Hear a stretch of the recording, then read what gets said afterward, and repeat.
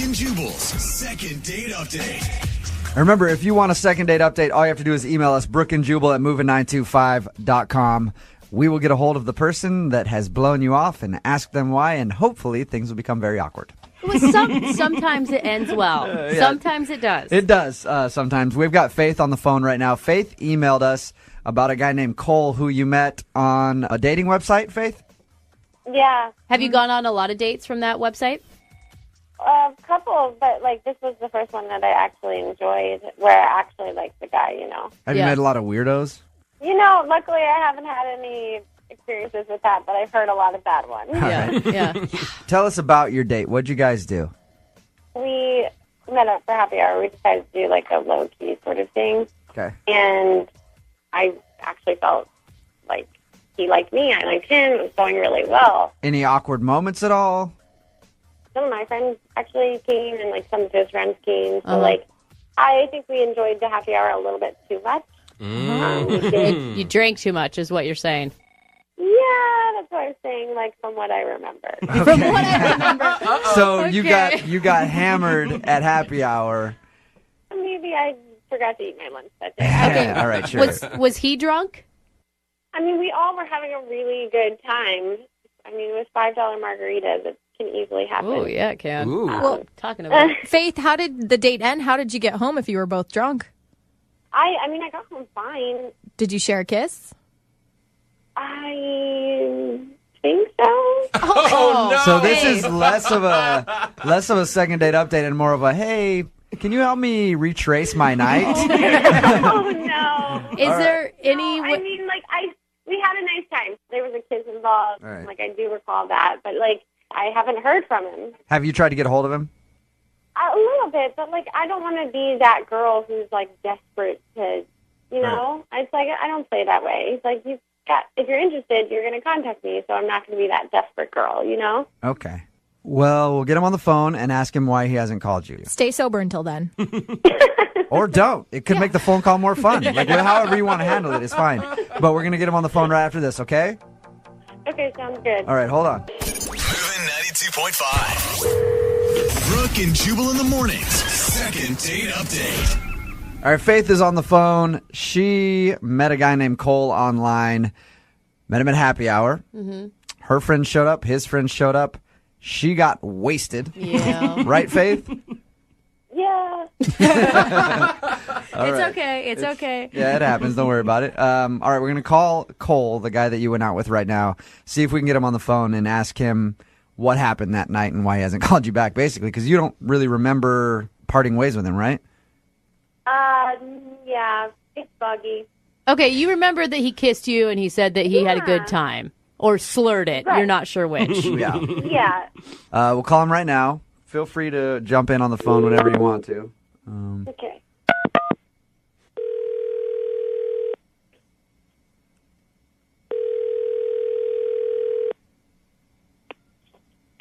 Hello? Hey, can I speak to Cole, please? Yeah, this is him. Cole, what's up, man? How are you? This is Jubal from Brooke and Jubal in the morning. I'm moving 92.5. Hi. Hey, are you familiar with our show and our radio station at all? Yeah. Okay. What's up? Well, I'm calling because I wanted to talk to you about a girl named Faith that you went out on a date with. Oh, my God. Oh, I know. You guys had a little bit to drink on your date. Yeah. Have you heard? She had a little bit. Okay. More than, well, yeah. Have you right. heard the second date updates before, Cole? Yes. Okay. So I guess you know now that's what this is. Faith emailed us and asked us to call you. And I suppose, I normally don't do this, but I suppose you already know, since you know how the second date updates work, that Faith is on the phone. Faith? Yeah, hi. Why don't you ask him yourself why he didn't call you back? Okay. So yeah, what's the deal? I haven't heard from you in a week, and I thought we had a fun time. It just makes this as awkward as possible. Yeah, tell me about it. It's not awkward. It's just hey, dude, what's up? We had fun. Let's do it again. Yeah, we did. Yeah. it was great fun until you got really drunk and you started doing your little dance moves that you did as a kid. What does that even mean? You don't remember that? I mean, sure, we were dancing, but what do you mean? What did she do? Oh my God! Well, she started out slow. She started with a waltz, What? The waltz. So like formal Yeah. ballroom dancing. Drunken? and then I believe it went into the salsa, and then the tango, Okay. and then you're trying to get me to do this with you. How long did her And then- performance last? Oh my God! Yeah, like I don't even know. First of all, Ridiculous. Faith, real quick, do you remember dancing at all? I mean, I remember dancing. I didn't know I did the tango and Okay. the salsa. Cole, I'm a little confused. So, were you guys dancing together and she just was a horrible dancer, or she just started doing dance moves and wanting you to do them? I don't get it. Explain to me what happened. No, she just started doing these dance moves. You told me you did this when you were like 5, and then now you're starting to do, like Yeah. Cole, that's what I was going to ask you. You said little kid dance moves. So, was she like, oh, I used to dance when I was a kid, and then wanted to show you them or something? yeah, and it was like, yeah, it was really kind of embarrassing actually. Cole, Really? if Like- she Wait, okay, so it was embarrassing for you, so that's the only reason? Like, it's not like there was anything inherently wrong with me. You're just upset that I'm No, you're a great girl, but like if you get too drunk next time, if there is a next time, like what else is going to come out? Is Mr. Rogers going to show up or Sesame Street? Like, Cole, if she had been doing the ridiculous dance moves sober, would it have embarrassed you? probably. I don't see the big deal. I mean, Me I either. pull out some tap definitely moves down the grocery store aisle probably once a week. You but couldn't see how it just makes her kind of like a free spirit? Yeah, I mean... Yeah, it sure, sounds like- I guess. At the end of the day, it sounds like what Brooke said. You just got annoyed with a drunk girl, or with a drunk person. Like if you're not that drunk around drunk people, it is terrible. And I can tell you that from excuse because I've been sober once around drunk people, and that's the last time I'll do it. So One time. It also Yeah. sounds like he's really concerned about what other people think. Like he was very humiliated by this performance. She's in the middle of the dance floor, and everybody's watching her do it. okay, I mean, laughing. Nobody wanted a foxtrot with her. I just can't believe she was taking those kind of dance lessons at I'd be- 5. I'd How be- cute is that? so okay. I mean, I guess that's pretty much it. Faith is he just didn't Yeah, like your dance moves. You know what? Yeah, it's okay. It's fine. He can't handle it. Okay. That's right. Can't handle these dance moves. You will bring that foxtrot to somebody else's house, all right? Exactly. In the second date updates, we always ask if you guys want to go out again. We will pay for you guys to go out on a second date. You can't laugh or joke, and I don't want to go out with somebody like that, so definitely not. Okay. No, I can laugh and joke, but that was atrocious. Cole, come on. Hey, I it's it. danced since I was 3. My waltz is pretty nice, and I know it. All right. Well, Cole, thank you very much, man. Appreciate it. Yeah, thank you. Yep. And Faith, you got your answer. Yes, I did. You just didn't want to hang out with a drunk dancing girl. Hey. I, however, would love to hang out with a drunk dancing girl. Yeah, absolutely. Brooke and Jubal in the morning.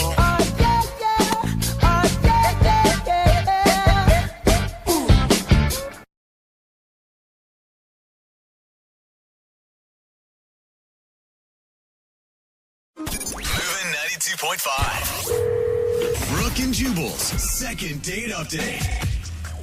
You know what I found that women absolutely love? This isn't going to be good. Yeah, awkward mustaches. No. They dig God, it they're so gross. much. Probably not. We've got Carl on the phone with us right now. Carl actually met a girl online. His email for a second date update said that he's concerned his mustache for Movember might have turned her off a little bit because it looks different than his profile picture. They met on a dating website. Because it looks different or because it looks kind of pervy? Yeah, Hey, how it's does for good cause, It you is- guys. I know, Come on. but hey, there's got to be attraction on a date. If anybody doesn't know what Movember is, guys grow out their facial hair for prostate cancer awareness. Carl is apparently doing that, right, Carl? Yeah. How's your mustache look? Is it really bad? No, it's not really bad. I mean, I'm not Tom Selleck or anything, but it's not, it's not bad. It's just, it's just not as thick is all. Carl, would you use the word wispy to describe it? I'll plead the fifth on that. No, then that's bad. So your email said that you were concerned the girl you went out with, Rachel, might have been turned off by your mustache because it looks different than your profile pic on your dating site. Did you tell her that it was for Movember? Yeah, I mean, I think everybody knows about Movember, don't they? I mean, it's kind of like it's a movement, like it's kind of a big deal. What was like the main thing that attracted you to her profile? Yeah, so on the dating site, we had like a 97% match. If she was any closer, she'd be my mirror from Justin Timberlake, Oh, wow. Wow. Quoting JT. Yeah. Maybe that's the problem. Maybe that's why she's not calling you back. You quote Justin Timberlake. If it was any closer, she would have grown a mustache. Okay, that would have been bad. So how did the date go with Rachel?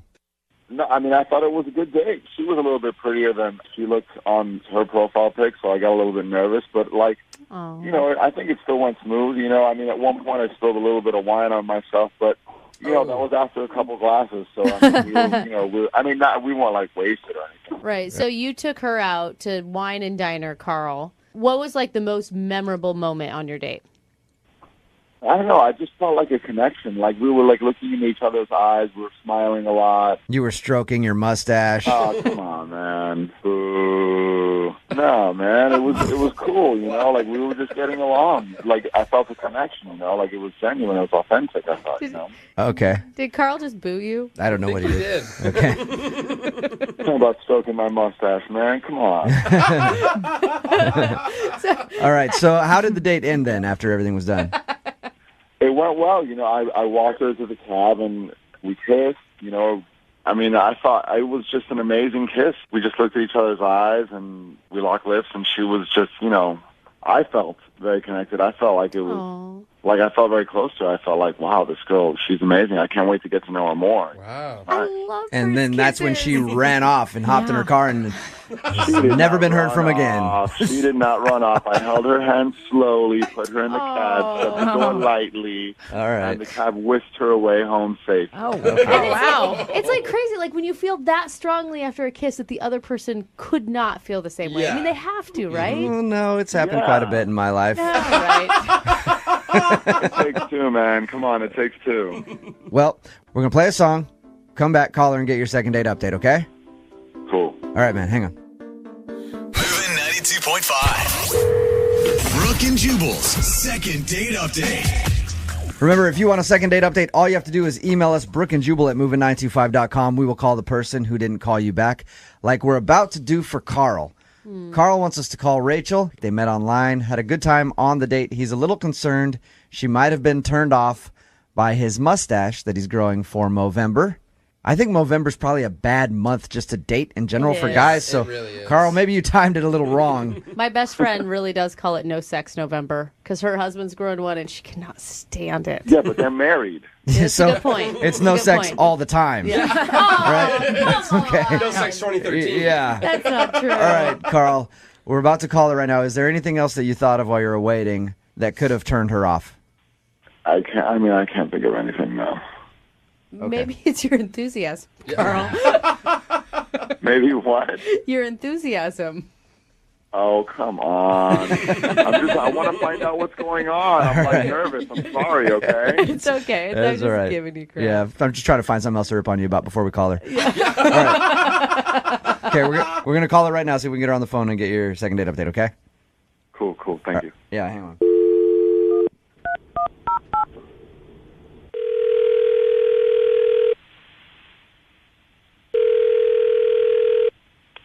Hello? Hi, is this Rachel?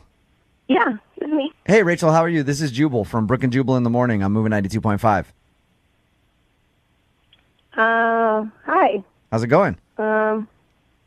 Good. Why are you calling me? You recently went out on a date with a friend of mine. Okay, and you're calling me because of that? Yep, because he went out on a date with you, liked you a lot, but you haven't been calling him back, and he wanted me to call you and ask why. On the radio? Yep. Okay. The guy that I'm talking about, his name is Carl. Do you remember going out on a date with Carl? Oh, Carl. Oh, no. That was a bad Nice guy. Oh. Kind of Yeah, an awkward, real nice. kind of an awkward mustache for Movember. Yeah. It's all coming back to you. I mean, yeah, I remember Carl. Okay. Is there any reason why you don't want to go out with Carl again? I don't think that we really clicked, I guess. I don't know. Were you not attracted to him? He's fine. He's not bad looking, he's nice. Was it his creepy mustache for Movember? No. Okay. It was bad, though, wasn't it? It was not good. Yeah, he just should not. I totally appreciate November. It's a great thing, but some people just should not do it. Yeah. Well said. You kissed him at the end of the night, though. He told us that. Yeah, he told you. Yeah. Yeah, it's not the way he looks. It's just sort of like how he is. Is he awkward? I will just say that Carl is a hugger. What? A hugger, like as soon as you met him, he hugged you and that scared you away? When we did meet, I went out to shake his hand and he just sort of brought me in for a big 20-second hug. Yeah, 20 but seconds. Too long. That's a long hug, though. Okay. But That's come on, different you than ended up just- swapping spit with him at the end of the night. That can't be a deal breaker. No, the hug was whatever. It was a long hug, but then at the same time he was whispering in my ear, Okay. being oh, I'm so glad we finally get to do this. I Kind of strange. I support the hug. I don't support the whispering. He hugged our waiter at the end of dinner. Really? I do that. He said that Kinda you nice. hug your waitstaff? I mean, if we connected, I've never That's gotten weird. I've hugged 8 people years of before. serving. Maybe once have I been Yeah. hugged, and it was probably my mom. Yeah, but I mean, maybe Nobody they were hugs their waitstaff, Brooke. But what Great if you were salad, dinner, bring it in. joking around? Yeah. But if that's really made a connection No. with that person. No, because then he as we were leaving, he also hugged the host as we were leaving. Real? Okay, so Carl's a creepy hugger. That's With the what you creepy think of No, him. Carl's a sweet hugger. It's not even creepy. It's just exuberant in a way that I'm not into. I'm just imagining him leaving tips in the form of hugs. Yeah. You Like, got not 6 cash. hugs tonight. I think that is really sweet of Carl. No, you don't. Yes, Come on. I do. He's walking through the restaurant hugging everybody he walks by, Brooke. You can't possibly really think that is a normal thing. She said that it wasn't creepy and it could be making other people's day better. I mean, we were not wasted. Do you know what I mean? He just likes wrapping his arms around things. Hey, Okay, time out. Can I talk? Rachel, Can I say Carl. something? Yeah, Carl is actually on the phone, Rachel, and heard everything you just said. What? Hey. Oh, Carl, don't sound so sad. defeated. Carl, do you need a hug? What's wrong, Yeah, bud? he does. First of all, the reason that I hug is because when guys meet girls sometimes stuff their bras. And so when guys hug girls, they can kind of get a sense if that's going on or not. Please defend me, Jubal. Do guys do Oh this? my God! How many times has that happened to you? Jubal, do guys do this or do they not? I have never hugged a woman to check if she's stuffing. I have hugged a woman to feel them, Yeah. but not to check if they're stuff. So is that why you hugged her? Because you wanted to check and see if she was stuffing her bra? No girl stuffs her bra. I think girls stopped doing that around 14. Yeah. I'm not No, positive. no, man. Come 'cause on. they're wearing the chicken Why? cutlets. You know what I'm talking about. Oh, yeah, they do have the cutlets. You are right. Yeah, you're good right. point. Never mind. Can't I'm tell on your the side, Carl. difference on those, I'm though. completely on your side, Carl. And would you have just left the date if if you figured out she was stuffing? We just went out. No, but I just want to know what's going on. I'm human. Okay. Yeah, no, I get Well, it. all right, Carl. So if you're being honest about that, then why are you hugging everybody else in the restaurant? Because you're nice. Because I wanted to catch on. Because what? I didn't want her to catch on. Oh, so you wanted her to just think you hug everybody, so you're not like, Oh, you guys. He was playing it off. Why do you think this guy is so nice, bro? yeah. I don't anymore. That's why I'm disappointed. I wanted him to be like this great hugger who is spreading love and Okay, you just can stop with the hug. sending a It's message weird. of- We can all agree that it's weird to hug everybody you walk by. Rachel, are you strange. more turned off after hearing his explanation? I find his boy logic to be real dumb. Uh-huh. But I'm honest. But I'm honest. Yeah, that's How many true. honest men have you That's met? also just the way you think. Like, cause then I'm just like, okay, well, if that's what he does when he first meets me, when he meets my friends, is he gonna like do that? Say it, Rachel. I like that you've already brought up introducing him to your friends, which leads me to my next question. Would you guys like to go out on a second date? Rachel, would you like to go out with Carl again? We'll pay for it. I don't think so. No? Like, but I'm really hoping that you can like learn from this experience. All right, Carl, I'm sorry you did not get your second date. Okay. But hey, Carl, the big question that nobody's asked yet, were they real? Is she stuffing? I'm a gentleman, and I wouldn't say. Yeah, right. Brooke and Jubal in the morning. I wanna be free. I wanna just live.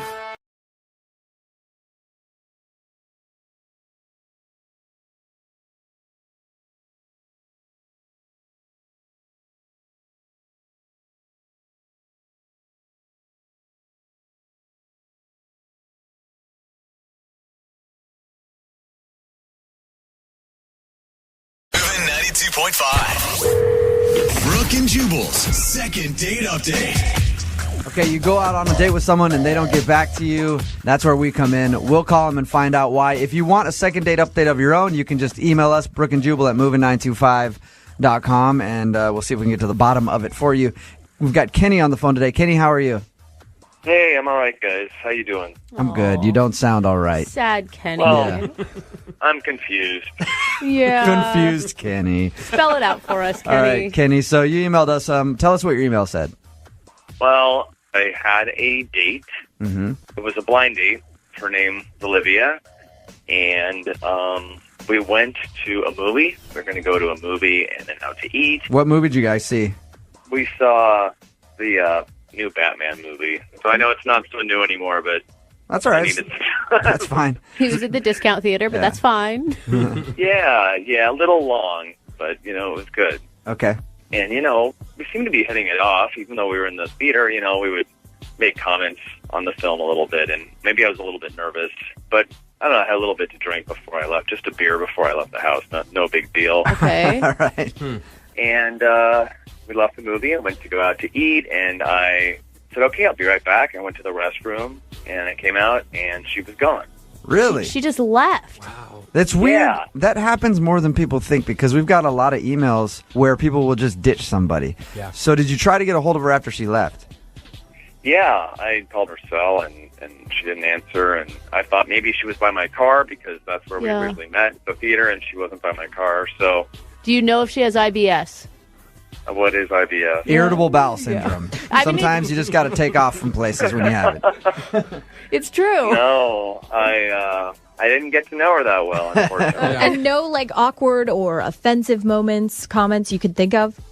No, nothing I can think of. I mean, it's pretty clear to me she doesn't want a second date, but Right. what's really bothering me is that I have no clue what happened. All right. So you know obviously that she probably doesn't want to go out with you again and you're ready to hear why. Yeah, I'd like to hear why. I think I deserve that. Okay, we're going to call Olivia right after Neo, Let Me Love You. It's moving 92.5. Moving 92.5. Brooke and Jubal's second date update. Okay, we've got sad Kenny on the phone. Kenny went out on a date with a girl named Olivia. They went to the movies, and after the movies, he went to the bathroom and she was gone. Kenny, are you ready to call her? I'm ready. You don't really care what she says. You just want to know. I'm a little nervous. Right. I think Kenny's the most prepared of anyone because he's already faced it. Like, I'm going to hear the worst. I think sad Kenny's going to cry. Oh. I think sad Kenny's been crying. All right, sad Kenny, hold on, okay? Hello. Hey, Olivia, how are you? This is Jubal from Brooke and Jubal in the Morning. I'm moving 92.5. Jubal, Hey. what's up? Are you phone tapping me? I am not phone tapping you. Be the worst phone tap ever. Yeah, that'd be terrible. Like, no surprise to it at all. No, I'm not phone tapping you. I'm doing a second date update on you. Are you? Oh. Any idea who that could be? Yeah, I don't go on a lot of dates. I know who it is. Okay, you know who it is. So, it's a guy named Kenny. Mm-hmm. Now, you ditched him right after the movie that you guys went to with no explanation and haven't called him back or anything. Mm-hmm. Mm-hmm. Okay. We've deemed Kenny sad Kenny. Sad Kenny. Yeah. I have another name for him. Oh, you do? What is that? Drunk Kenny. Oh. All right. He did say that he had a beer before you went to the movies. Was he drunk on your date? Yeah. How drunk? Well, I didn't do a blood test on him, but I mean, he was definitely intoxicated. I could smell it. He slurred some of his words. Ooh, that's bad. And the reason why I just bailed without saying anything, which I would never do, he goes, well, let me go use the bathroom. And I walk around the corner, and I see him peeing in the parking garage. No way. Yeah, seriously. And I don't know if he's, like, too drunk to remember. Kenny is on the phone. Kenny? Yeah. Do you remember peeing in the parking lot? I do not remember that. All right. When we talked to you earlier, Kenny, you said that you had a beer before the date. How much did you drink, really? I had one beer and just a couple shots on the way out the door. But I remember almost all of the movie. I did not think that I was that drunk, and I'm kind of in shock right now that she thinks I was that drunk. Do you usually take a couple of shots on your way out the door? Well, I just haven't had a date in a while. That's the way to do it. Okay. Yeah. Well, it explains a lot. What do you mean? What else does it explain? I mean, I just remember when I first came out, I don't know. I can hold a lot more than that. I'm surprised it shows that much. So, Olivia, if you listen to that, don't worry. Kenny can get a lot drunker if you want him to. Can anyone hold Olivia partially responsible for letting this dude drive home, though? Why didn't you offer him a ride? Yeah. Oh. Yeah. I was hammered. You should have known better, Olivia. Let's turn this all back around on you. I'm just saying, there's got to be, It wasn't listen, it was more turned off by the fact that he showed up drunk and then he was peeing in the garage.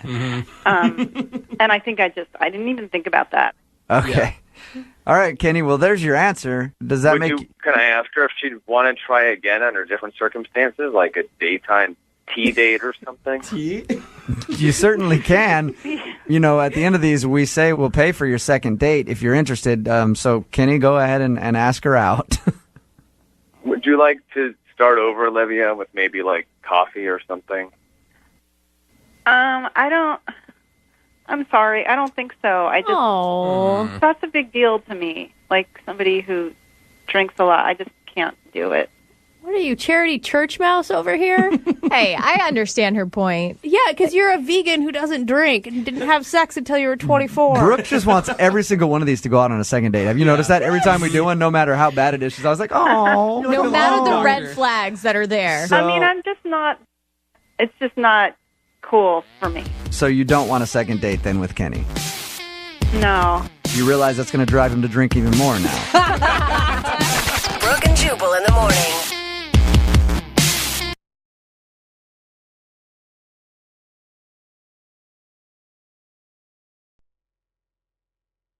The girl on the phone for a second date today had her first date at one of the craziest places possible. People are popping pills left and right. Lots of group activity, if you know what I mean. And everybody's inhibitions are lowered. Mostly because of dementia. She went to the retirement home. Yeah. Wow, it's amazing how all those things are the same. I know, right? Wow. Yeah. Oh, they're having fun over there. Kara is on the phone, and apparently her first date with this dude was at the retirement home. Want to hear more about that in a second. That's an interesting date. Yeah. Kara, how are you? I'm okay. The first thing that comes to my mind is you're like a gold digger dating a 92-year-old Alzheimer's patient. Oh, I hope that's true. You're into old No. people. The guy, I went on a date with a guy who volunteered there. Oh, he's okay. a good person. How'd you meet him? Well, okay, we met on an app, and he was funny, and we got along. He plays a bunch of team sports, he does a bunch of those kind of leagues, and I do too, and it's fun. So we kind of talked about that stuff, and we think we may have played each other before. That's so awesome. It's kind of funny. Okay. So how did he strike up the idea to go on a date at the retirement home? Well, that wasn't it. He was like, let's meet up, and he just said a street corner. Oh, that's scary. You meet a dude on an app and he's like, just meet me at the corner of whatever and whatever. I mean, pretty much, but I didn't read it like that, Oh, you know, okay. like that's when he texted us, so it didn't sound creepy at the time. Okay. But yeah, I mean, he wanted to surprise me, and I was up for it, so. Yeah, because surprises can be fun. Yeah. They can also be scary. Yeah. Either one. Remember But this that. turned out to be a fun surprise, huh? Yeah. So we first met up, and we walked for a bit, and then he just said, I'm going to bring you somewhere. So I was like, okay. You know, and I thought, well, we're going to a restaurant or something. And instead, that's when he took me to a retirement home. And I was like, oh, What? okay.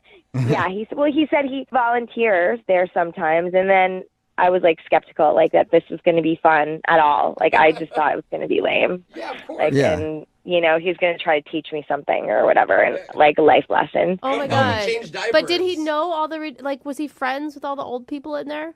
Yes, yeah, it turned Oh. out to be sort of cool. Like, Okay, so he's there all I the would- time. I would fall instantly in love with him. Really? Oh my god! Old people are so cute, and like They're cute, but the smell. someone Yeah. who volunteers and They're cute when they're befriends them- contained. Oh, you guys! When they're contained, when they're not like out walking in your way or screwing up No. airport lines, feel things like like they- that. Yeah, I if feel you like keep little- them in a confined space, old people can be very, You guys are awful. very nice. So, did you enjoy the retirement home? yeah, I mean, my grandfather passed away pretty recently, and it kind of reminded me of him, and that was cute. And I don't know. And he was sweet. Like, Corey was sweet. He was nice to them. They really got him, and we ate dinner with them. Like, it was a wholesome time. Like, we played card games. It was all, like, you know. But we had one kind of awkward moment. And it was, like, this woman who lives there. She was like, are you a boyfriend and girlfriend? And we sort of said, no, this is kind of our first date. And she was like, well, you should kiss. So Yeah, What? Granny. Whoa. Yeah, she wanted some action. Dude. They're Yeah. feisty You know, over they are there. fighting. You've heard about the STD reports Yeah, at these they senior have citizens' home. They're lot there for there. a reason. Apparently, you got a watcher in Yeah. that retirement home. So, did you guys make out in front of him? no, I mean, it was just sort of this awkward peck on the cheek, you know. Oh, cute. And then the lady, she clapped. Oh, that is kind of That's really sweet. Why was that awkward, though? It was just like, you know, like, are you boyfriend and girl? It was just Yeah. like Yeah. I don't can know. see that part. And you've never Yeah. kissed, and it's like, kiss each other. Yeah, and Yeah. then being forced to kiss with old peering eyes Yeah. looking at you. So was that the most uncomfortable moment of the evening? Yeah, I mean, it was fine. And then when we were leaving, he walked me back to my car, and he kissed me for real. Aw. Cool. Oh. And that old lady popped up from the car seat in the back and was like, yeah, good job. That's what I'm talking Yeah. about. I was hoping you'd really get after it. Yeah. Take off his shirt. No. No, she says no. How was the kiss? Yeah, it was good. I mean, it wasn't like a big thing, but it was just really nice. It was like first date kiss. Okay. Got it. But now it's been a week, and he's like, we're texting here and there, but he's not asking me out again. Okay, and if you tried to like hint, or have you asked him out? No, but it just feels kind of like I've been here before. Like, you know, when you're on these apps, like you go out like it's your job, right? So Yeah. it's like, and I can tell that he's not really in any hurry to go out again. Like something's off, and I don't know what that is. So that's why I wanted you guys to help me find out like what's up. And you were kind and excited about all the old people, right? Because maybe this is like some sort of test that he does with women to see. Well, it could be, but at the same time, like it was just so nice. Like we just kind of hung out and played cards and like talked about stuff, and it was just really. It was easy. Yeah. There wasn't any, like, in the back of my mind now I'm thinking, was that a test? I don't know, but I don't think so. It just didn't, it seemed like it was just like, this is something that's important to him. But Okay. you were Okay. good with the old folks. You didn't try to like fight one of them. No. All right, well, we'll play a song and then come back and call him and get your second date, okay? Okay. All right, hang on. If you're just joining us, Kara is on the phone, and Kara told us all about her first date with a dude named Corey.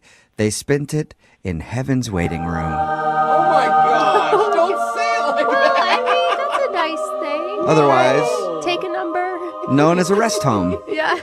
Because Corey, I guess, the dude that she went out with volunteers at that rest home, and he wanted to take her on a date there so they could spend time with some of the people that live there, and they just hung out, had dinner, played cards, and she said it was actually a lot of fun. And Kara, I don't want you to blow this. I want you to get a second date. I really do. Okay. Why are you so invested? Well, because, Kara, you have an opportunity here that I don't think you realize, all right? Retirement homes are really a great opportunity if you can get in, because you can steal a lot of stuff from those people. Yeah, they, like jewelry and stuff, they don't even know what they have. Like, you can really, and once you're on the inside, it's hard to get in there. Now that you're on the inside, this could be a great opportunity, not only for love, but also to acquire some awesome jewelry. You are sick. Okay. What are they going to do? Chase after you? Oh my No. God. No, You they're guys not. are awful. I mean, I thought at least you were going to say you're going to try to get in on somebody's will, not just up and steal from them when they're still alive. I got a buddy who works on one. He sells bedpans wholesale. Makes a ton of Yeah. cash. So it's a great financial opportunity for you as well, Kara. Good tip. Good tip. Thank you. You're welcome. Any last words before we call Corey and see why he isn't calling you back for a second date? This one felt like a little different. Like it was like we had chemistry. It felt like it was going in the way that we'd like go out again at least. But it's just been fading, and I don't know why. And Okay. So you like this guy, and you definitely felt potential. yeah, for sure. Okay. Well, I'm going to dial his phone number right now and see if we can get him on the phone. Here we go.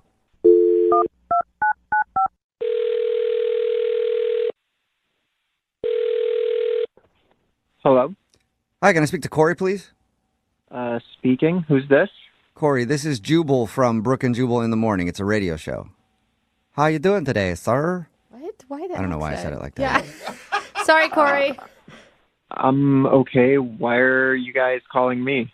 Well, because we got an email about you from one of our listeners, and they just said we had to call Corey and talk to him. I don't know why I said it like that either. Yeah. I'm sorry. I think you guys might have like the wrong person. Well, I have a phone number here with this number that I just called, and it says their name is Corey, and it says that they volunteer at a retirement home from time to time. Yeah, that's me. Okay, so you're old folks Corey. That's what they call him. I guess. I don't think Corey's finding I any don't of think this so. very amusing. Sorry, he's probably confused. Corey, Yeah. we're calling because we do a segment on our show. It's called The Second Date. So we got an email from Kara, who you went on a date with to that retirement home. Right. Right. And Kara wants to know why you haven't asked her out on a second date yet. She says that like she can sense that you're like falling off. Well, to be honest, I think like if I was to go out with her, it would be more casual than a relationship. I don't know if she's like exactly the right girl for me. She's got a friend So wait, vibe, is it like you're not looking for a relationship, or it's her? Well, I am because I am single, but at the same time, like, gosh, how do I say this?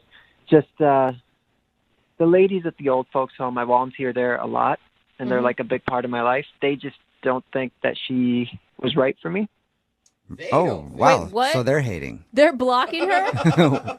They just noticed a few things, and they just didn't think that it was in my best interest or that it would work out. Like, over the years, I've been volunteering there a lot, and it's kind of like having numerous grandparents, like, looking out for you and giving you hold up. advice. And What specifics did they give the old ladies on why she isn't right for you?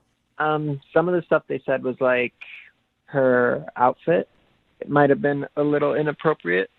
All right, Judgy Betty. Her outfit? And did you tell them that she didn't know she was going to a retirement home? She probably would have dressed differently if she knew that that was what was on the agenda. I did, but... What was she wearing? Like a Yeah, skirt? seriously.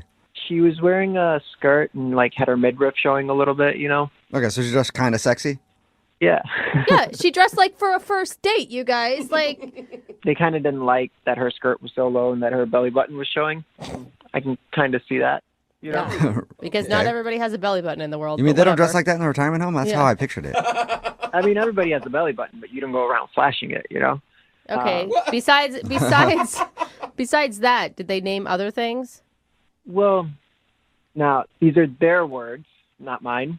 But remember their words. They said the makeup was too hookery. What? Hookery. Who are these judgy old women? Okay. Sounds just like old women to me. I'd take the judgy off it. That sounds like how they would talk, I think. Guys, not, She's no. hookery.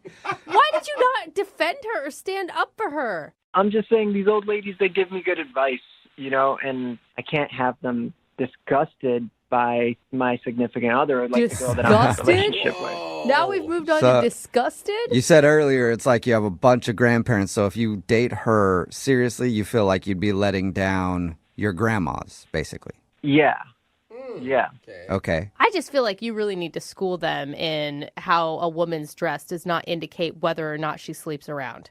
I mean, like, you've been around old people. It's hard to change their minds. And also, who am I to argue with them? Like, they have so much experience, Like, Yeah. Who knows how many hookers they've been with? Probably a lot, You have no idea. They might be very schooled in that. Well, guess what, Corey? You know who might find this information interesting? Kara, and she's actually on the other line listening to this conversation and wants to talk to you. Are you kidding me? No, I'm not. Are you still there, Kara? Yeah, I'm here. Are you pissed, Kara? I'm pissed for you. Well, first of all, this was a surprise. You said the date was a surprise. So I'm thinking we're going to a bar. And, it's my pictures. You know what I look like. You didn't think that maybe it would be a good idea to let me know, I don't know, dress like you would if we were going to church. Of course, that would have been an interesting, text back and forth. Yeah, that would have you probably wouldn't have gone on that date. Okay, I think you need to calm down a little bit, all right? Just calm down. Calm down? Hookers don't calm down. Those weren't even my words. Those were their words. I'm just explaining what had happened. Also, my outfit wasn't a big, it was a skirt and, midriff, kind of shows, but not really. It wasn't even, you've seen my pictures. There's crazier looks than what I had on that day, so. So she could be way more hookery if she wanted. Well, yeah, pretty much. I'm just saying you did dress a little provocatively, and they kind of picked up on that, and I have to kind of go with that because they're conservative, a little bit like me, So conservative like you. Okay. So they think you're pure as the driven snow, right? Is that the thing? What if I told them that we had phone sex? And what if I told them all the filthy things you said on the phone? Oh, whoa. Hey, Corey. Would they think that you're conservative now? Oh, Corey. Yeah, what would the gals down at the retirement home do with that knowledge? Somebody's a little two-faced. Well, that was something that was private within us. That wasn't out in the public. We're not going out like that. Okay. So it's cool for you. Can I say this stuff on the radio? I probably shouldn't. I'm not going to. Go for it. We can beep out whatever you say. I'm going to say I would appreciate if you didn't tell everybody what I said because that was private and that was between you and me. I thought we had a moment, not to be shared with the whole world. Dirty moment. Yeah. No, I'm going to because if I'm hookery, then obviously I bring that out in you. Look, I'm just saying the ladies, maybe they do have a point because look at this. This is the type of behavior that they're talking about, Oh, okay. Again, she's the hookery one here. This is so ridiculous. Do you know what year it is? Do you have You're any talking idea? About private things out on the radio in front of millions of people. You called me a hooker on the radio, so. I didn't call you that, and I did not ever say that because that's not what I feel. His old gal pals did. Right. Hey, Kara? I was being completely honest. Part of his mahjong group. Yeah, I'm going to ask the question anyway. Corey, would you go on a second date with Kara? We'll pay for it. You know what? I don't think that would be the best idea. Yeah. I think all of this is not working out like how anybody planned. That's fine. You're a nice guy. I wish you could time travel to go find someone for you. So. Sweetheart, you're on the phone on the radio trying to get a hold of me, so maybe you should time travel and go back. To where? To what? To what? So before you made this phone call and embarrassed yourself in front of the world. No, I don't want to go out with you. That's a short time. You can try to get defensive. You can try to be angry, but sorry. Yeah. I'm not responding to your calls, and maybe you should stop trying to get a hold of me through the media. The only thing that I really find offensive is that you called us the media. Yeah, That's weird to me.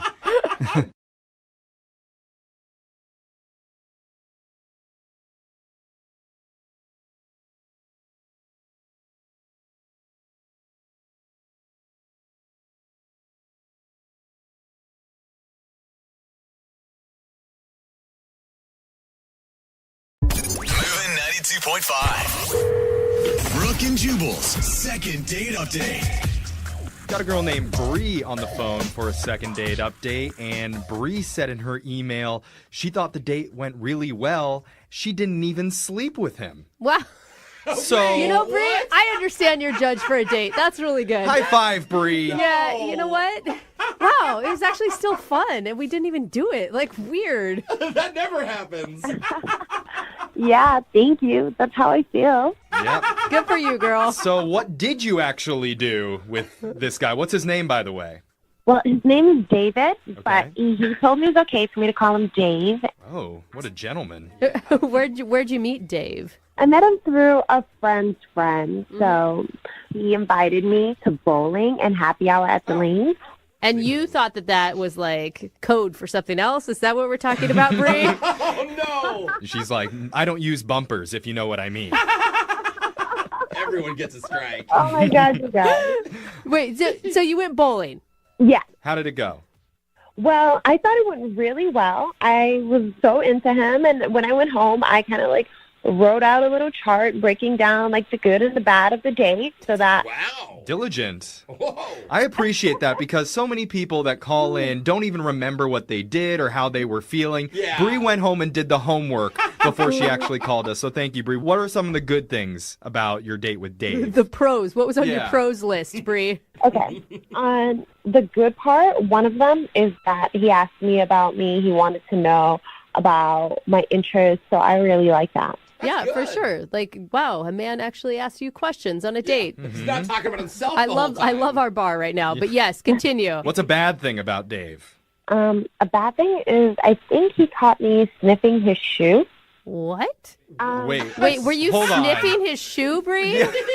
Okay, so it sounds really weird, but not really. Like, I was bringing the shoes to exchange for our bowling shoes. And I'm like in line for so long, and I just like take a little sniff. And then, what? That's so weird. Why would you take a sniff out of his shoe? I just wanted to know who he was, you know? I don't know. So what, is he a poet? Is he a nice guy based on the scent inside of his Sketcher? Like, what are you gaining from this? Oh, my God. You guys are making me seem crazy, but I'm not. Some people have really bad foot odor, all kind of hygiene problems, and he didn't. So for me, that was still kind of good, even though I think he saw me. You know, I turned over, and he was, like, watching me. And this is one of those incidences where women can get away with this, maybe. Yeah. But, like, Bree, shoe on the other foot, pardon the pun. I see what you did But if you caught him sniffing your shoes, you would automatically think creepy foot fetish dude. Yeah. Oh, my God. You're probably right, but, I mean, it was really innocent. I mean it. Okay. All right. So Did he say anything about it? Nothing. Okay, so that was just something bad that you're speculating. Exactly. Like, you know, I just put it in the chart, like, just in case. What else was in the chart, Bree? Any other opportunities for things to go wrong?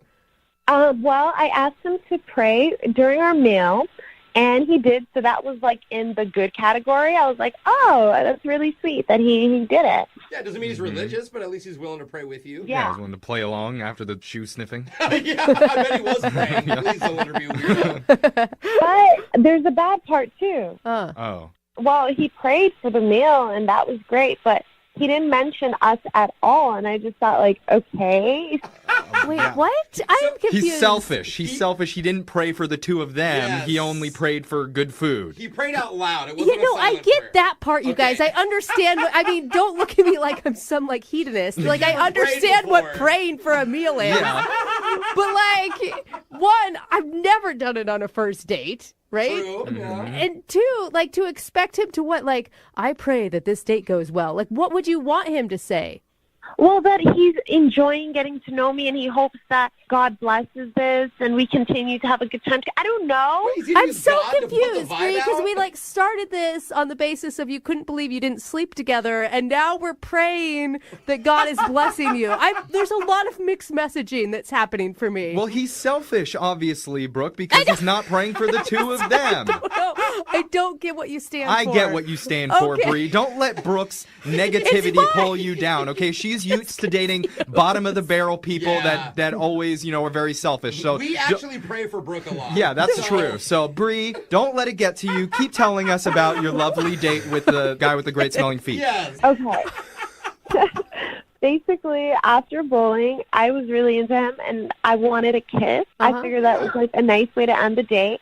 But it was really strange to me because he asked me for a fist bump instead. You guys did have your fingers inside bowling balls. Yeah, but she's sniffing shoes. She obviously doesn't care. Yeah. She's on like third base with, with the germs. Oh, my God. So how was the fist bump? Was it romantic? Oh, come on, Jeff. No. Oh. So I was like, high five, and our fingers kind of interlocked. Oh, awkward. Oh, that's cute. It's like at like a 20-year reunion when you see an old friend for a long time. You're like, yay! That sounds terrible. So how long has it been since you've talked to him last? 4 days. He hasn't responded to me. But I really want to see him again, guys. He's a keeper. Okay, all that's right. what her pros list says. Okay, Bree, keep your nose out of a Converse sneaker, and while we do that, we'll come back and we'll call Dave and get your second date update, all right? Thank you. All right, hold on. Moving 92.5. Brooke and Jubal in the mornings. Second date update. If you're just tuning in for today's second date update, please join me in praying for Bree. God, Oh, yes. please watch over this second date update and grant us strength and courage as we call up David in pursuit of another romantic rendezvous for our wonderful friend Bree. And Lord, please do not forsake her for being a secret shoe sniffer. Instead, exalt her for being brave enough to tell people that she sniffs shoes. For she, like so many of us, are looking for comfort in the arms and souls of another. And together, let us inhale the sweet stench of love and say, men. Men. I mean, I heard the men loud and clear there. If you're just tuning in and you're wondering what's going on, Yeah. we're in the middle of a second date update with one of our listeners named Bree. Hello, Bree. Oh, my God. Yeah. Yeah, Bree went bowling with a guy named David and asked him to pray before their meal, and she wasn't exactly thrilled with what he said, but she still thought he was a great guy, and she could tell that because while she was exchanging their shoes at the counter, she took a whiff out of his sneaker and thought it wasn't terrible. Yeah. So he must be a good guy, but she's worried that he may have seen her sniffing shoes, and they ended their date with a weird high five with their fingers intertwining and shaking, so not the best ending, but we're hoping to get her another chance. Is there anything that we missed there, Bree? Oh, my God. He was a great guy, but it's not because of his shoe. He's just... We have a lot in common. I'm actually glad you're still laughing after that recap. That's good. That you have a good sense of humor going into this. One thing that I'm a little curious about, because you said you prayed before your meal, but you just went to happy hour. Did you guys have an actual meal, or are you just at the bowling alley praying over fries? Yeah, it was fries and wings, and he got mozzarella sticks, so it was like plenty of food. That's a full meal. Yeah. I mean, I just don't know like when you judge like when to pray or not. Like Totally, yeah. It's not like a bag of chips pops out yeah, and you right. start praying. Well, if I can be completely honest with you guys, when I was on hold, I was really praying for this call to work. Okay. Good. Well, Yeah. I'm sure God is invested. He or she doesn't have anything else going on. We need all you the know? help that we can get for this one, okay, Bree? So we're going to call David for you and see if we can get your second date update, all right? Thank you so much. All right, here we go.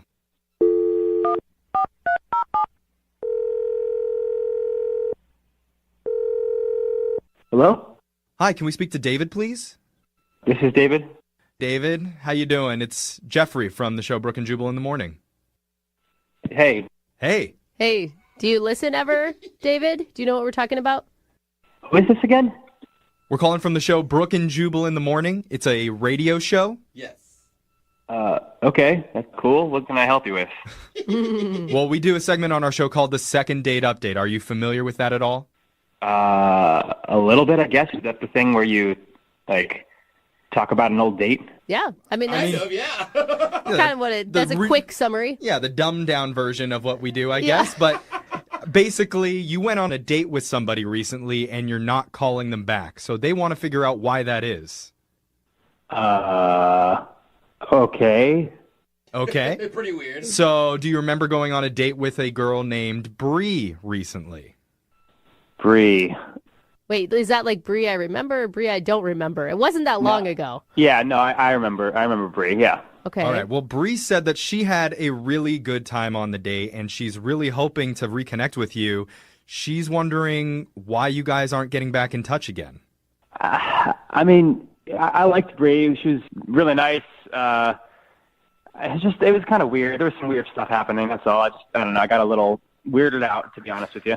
After she explained the date, we can kind of understand why. So she told you about the date, huh? She did. Yeah. She filled us in on all the things that happened and some of the things that she thinks went well and some things she thinks may have been a little weird, but she wants to know the reason that you're not calling her back. All right. Well, I don't know what she told you, but all right. So at one moment, I prayed with her. She asked me to pray over our food. How was that for you? Can I ask? Honestly, totally fine. I'm a faithful person myself, so I thought that was pretty cool. So she judged the room right on that one. Okay. I feel like there's a but coming at the end of this. Well, I'm all good with the prayer. I was actually really happy to hear it, but then as I'm doing it, I just kind of peeked up in my eye. I just wanted to see if she, how into it she was, you know?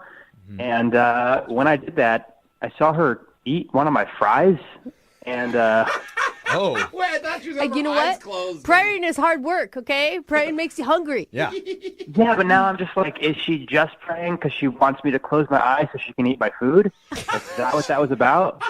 Gotcha. How long was your prayer? Just like a minute or two, but I don't know. It was long enough to get some fries in, or I don't know how many fries, honestly. Long enough to eat half Dude, I don't know why, but I suddenly like her more. I don't know. I feel like Bree is a little bit of a thief here now. You think she's a liar? I think a liar and a thief? I think she's a little bit of a liar. Bree, why did you steal his French fries? Oh my God. Wait, she's on the phone? Oh, yes. That's right, David. We didn't tell you this, No, but you Bree didn't. has been on the phone listening, and she's even sneakier than you think. Dave, I'm really not. I'm not. Don't listen to them. I don't know. Man, this is like 2 in a row. No, it's a little no. weird. You got to admit. Can I explain? I had them call you because I wasn't able to reach you. I've been texting you for like 4 days now, and you haven't responded, and I really didn't want to lose touch, you know? It sounds like you're skirting the fry issue Yeah. here, Bree, is what it sounds like. No, I can talk about that. I'm really sorry. I have a really, really good reason for why I stole a fry. What's the reason? Yeah, what's the reason? I was starving. I hadn't eaten breakfast. Oh, there you go, David. You can't blame a girl who's going hungry.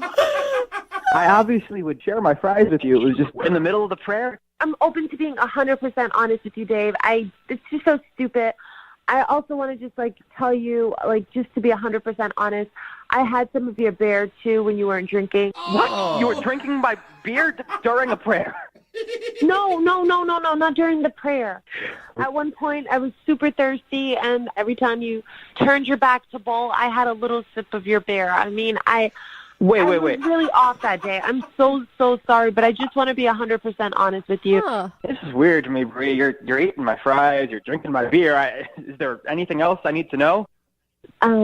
Since I'm still being 100% honest with you. What now? You should stop being honest. No, Bree. what is it? No, I just really want to apologize for the stupid little sniff when I had the shoes up at the counter. So I'm sorry about that. Oh, yeah. Wait. What did you say? The sniff? Oh, my God, he doesn't know. Oh, my God. So, Dave, okay, you don't know this, but Oh, my earlier God. she told us that while she was exchanging your shoes at the front counter, she took a sniff out of your shoe. But she thought you saw it. Oh, my God. I went out with a shoe sniffer? No, it's not like that at all. I don't know, I was in line for a while, and I just whatever. And, David, she said that your shoe smells better than most guys' shoes, so it's a compliment, if anything. How do you know that? Well, I don't know. That's a good Bree, point. how do you know that? Bree? No comment. I'm not going to say anything about this. I just want to say that I'm sorry, and I really want to go out with you again, and I thought you were a really great person. That's it. Oh. Yes, the whole point of this is that she likes you enough, David, to take your fries and drink your beer and smell your shoes because she felt that connected with you. Maybe there's a chance that you feel connected to her, and if you did, we would love to send you out on another date, and we'll pay for it, David. What do you say? Come on, David. She was honest with you. I mean, she was super, super honest, which couldn't have been easy. Too honest. You know what? We had a really good time, and I guess as long as I just keep my eyes wide open. Yeah, don't take your shoes off on the next date. Or turn your back, or all of it. Like, I'm gonna have to think about it, but I guess if you guys say she's nice and she was honest, I guess. yeah, I guess that's a yes. We'll take it. We did it. Close enough. The angels have looked down and answered our prayers. Bree, hallelujah. Congratulations. You just got a second date with David. Oh, my God. Dave, I'm really happy. I promise there's not going to be anything weird. A matter of fact, if you want to just, sniff my shoe, even it out. Okay, Bree, let's end it. Yeah, Bree, stop talking. See you later.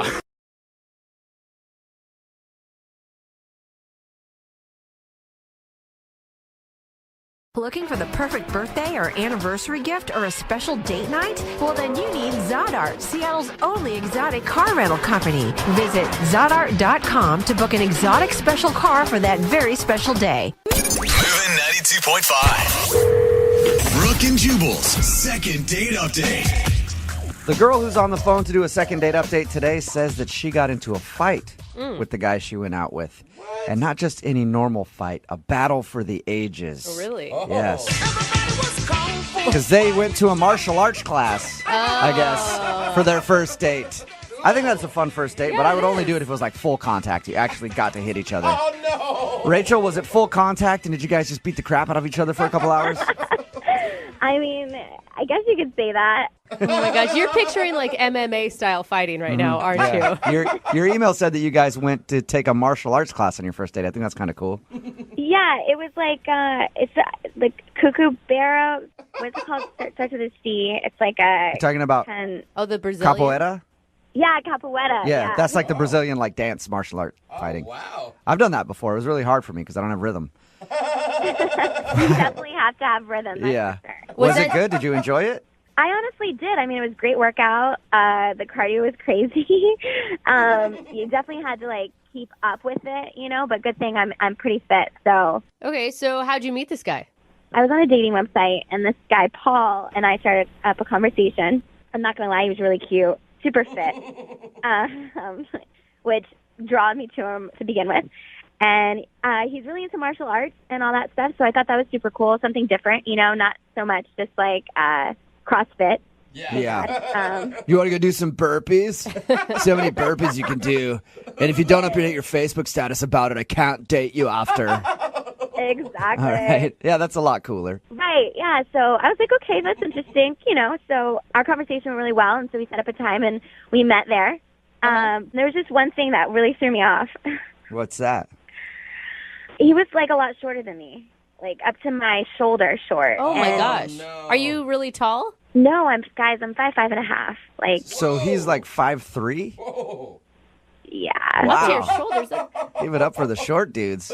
I just really hope that it didn't show on my face that I was shocked. Did you know that he was that short before you guys met in person? Not at all. Not at all. And I mean, I feel bad, and I'm not shallow, but I can't say that if he did tell me that I would have went on the date, Yeah. Really? Because I always think short guys, they're almost always the best to date. Because the tall, hot girls don't want to date them.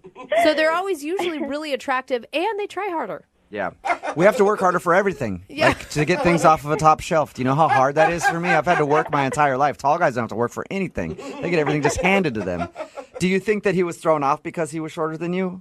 I mean, I'm assuming that's a regular problem for him if he's that short. I mean, we didn't obviously bring it up. I didn't bring it up, and it just kind of went with it. And luckily, the class was about to start, so I didn't really have too much time to dwell on it. But I burned a lot of calories, and it was a great workout. So, I mean, all in all, it was definitely a win-win. How was your interaction with him? The class was fun, but what about your guys' conversation? Our conversation, really, I mean, it took off, and it just kept going. He asked to get smoothies after, and so we went, and it made me totally forget how short he was. I'm not going to lie. That's good. That's good that you're able to see past that. So no matter how short he is, you still want a second date with him. Yeah, no, definitely. He told me he was going to hit me up. So, we ended the date, and I had a lot of fun. I honestly went home, told my roommate all about him. I was really excited. but he never hit me up. So, I mean, I texted him, hey, what's up? And he never texted me back, so I texted him again, and he's blowing me off. Like, Yeah. Yeah. Is he, I mean, how would you rate his confidence level? I mean, probably with the date, a 10, you know? Like, he could tell I was really into him and really feeling him. Yeah, so the short thing shouldn't even be an issue at all. No, I mean, if anything, it should be a problem for me, and it's not. It's not even an issue. How long has it been since you texted him? I'd say about a week. About a week. Okay, so he's definitely not getting back to you for a reason then. Yeah, I mean, I'm super bummed out because, like I said, I thought we had a connection, and it kind of sucks. Like, I feel, I don't know, like thrown to the side in a sense. We hear a lot of bad dates, and your date actually sounds really enjoyable. Well, we're going to play a song, come back, call him, and find out wherever rainbow he's currently living at with his little pot of gold. And get him on the bad. and get him on the phone and get your second date update, okay? Okay, thank you. All right, hang on. Moving 92.5. Brooke and Jubal in the mornings. Second date update. All right. It's time for the second part of today's second date update. Yep. Short people, no reason to live. I know. And I am a short guy, and I know that the struggles of short guys are very real. And Rachel is on the phone right now. She wants us to call a guy named Paul. They went out on a date. She thinks that Paul might not be calling her back because he's quite a bit shorter than she is, and she is actually pretty short. So he's a really short dude. She thinks that maybe he might have had a problem with her being taller. Not a lot of guys who are short like taller women. Personally, I love it. I like it when a girl is as tall as possible. Like, I want to date a WNBA player. That's what I want. But maybe it turned him off. They went out and they did a little martial arts together, a little capoeira, the Brazilian martial art. And they got some smoothies after. And since then, she hasn't heard anything from him. She's tried texting him a couple times and nothing. Are you ready to call him, Rachel? Yeah, I'm ready. Let's do this. Did you guys get a kiss or anything? I never asked you that. Did you kiss him goodbye or? Maybe. A lady doesn't kiss and tell. Yeah, she does. I tell everybody Well, when I do. Well, I was just going to make sure that you did that instead of like patting him on the top of the head, telling him that the date was fun. You know, you didn't do that, right? I definitely did not do that. Okay. All right, I'm going to dial his phone number right now.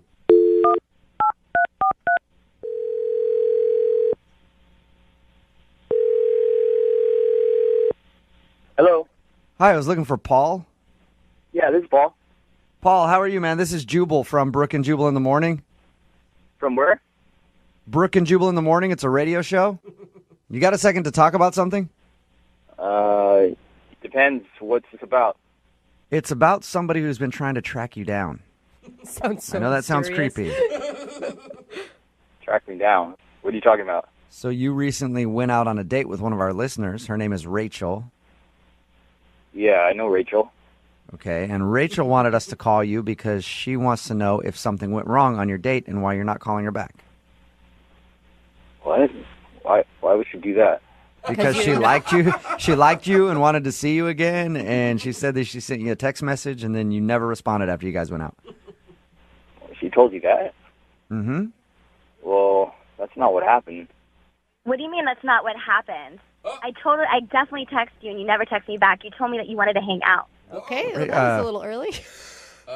Wait, what's going on? Is she on the phone? Yeah, she was supposed to wait until I cued her, but she went for it. Paul, that's Rachel. She wanted to talk to you. I've been wanting to talk to you. I don't understand why you didn't hit me back up. That's what you said you were going to do.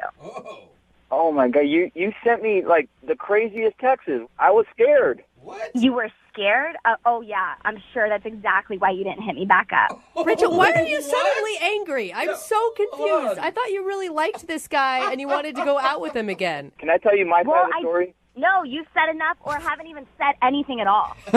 Rachel, you were supposed to wait so we could try to get the story out of him. I told you what the story's about, okay? I just wanted to get him on the phone so I could tell him off because no one brushes me off. What? What the heck? So you were lying about that? You didn't even give me a chance to explain. You don't even know what happened. You don't even need to talk. You need to just listen, okay? I'm so much more than what you're treating me like. And next time, don't tell somebody that you're going to hit them back up and not do it, okay? Because that's really messed up. Rachel, you only went on one date with him. Why? You know what? You're not in this conversation anymore. I'm talking to Paul. This is the only reason why I called your station. Yeah, but Rachel, I want to get Paul's story still. He says he has a I story. was talking to Paul, okay? Yeah, Okay, Wow. Rachel, I'll let you yell All at right. Paul in a second. I promise. But I want to get his story at least. There is no story. He just didn't call me. Well, we don't know that. We don't even have a reason for why he didn't call you. Let him at least talk.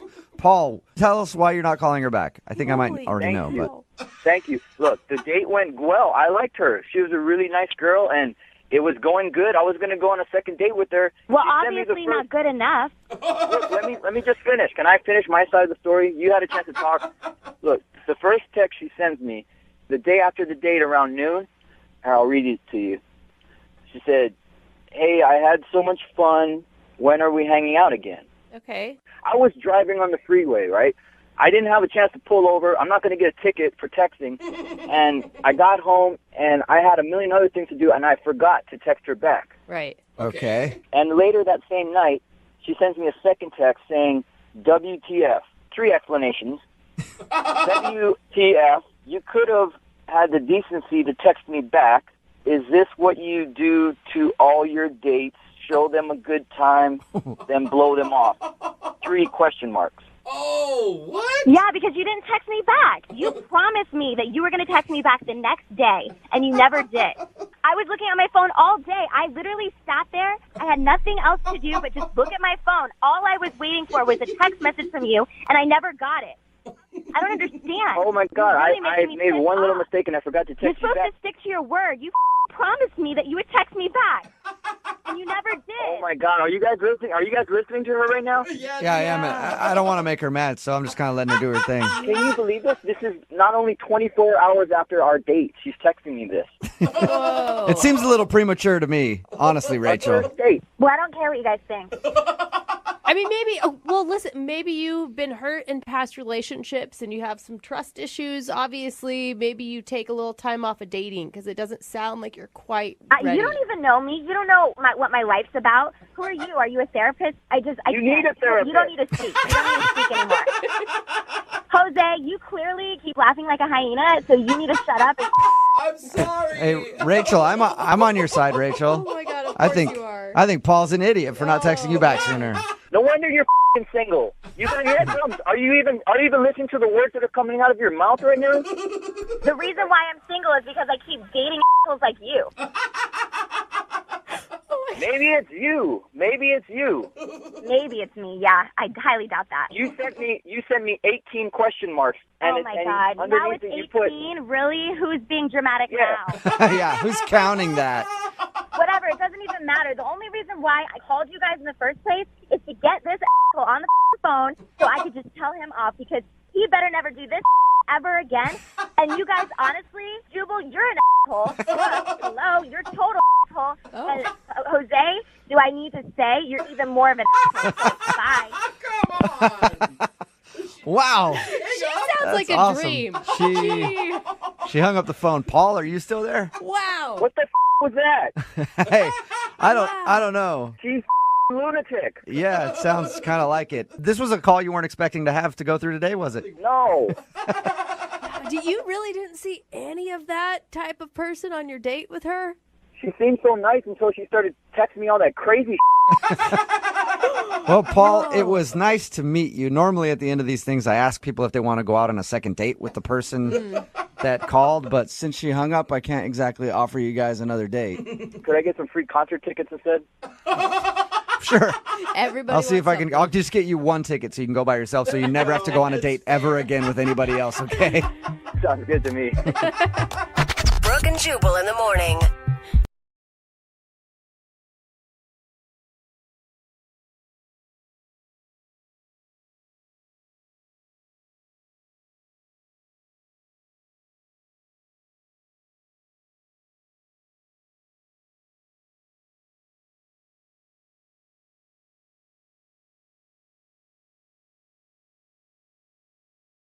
Moving 92.5. Brooke and Jubal's second date update. Everybody has their signature move when you go out on a date and you want to try to get a kiss. Oh.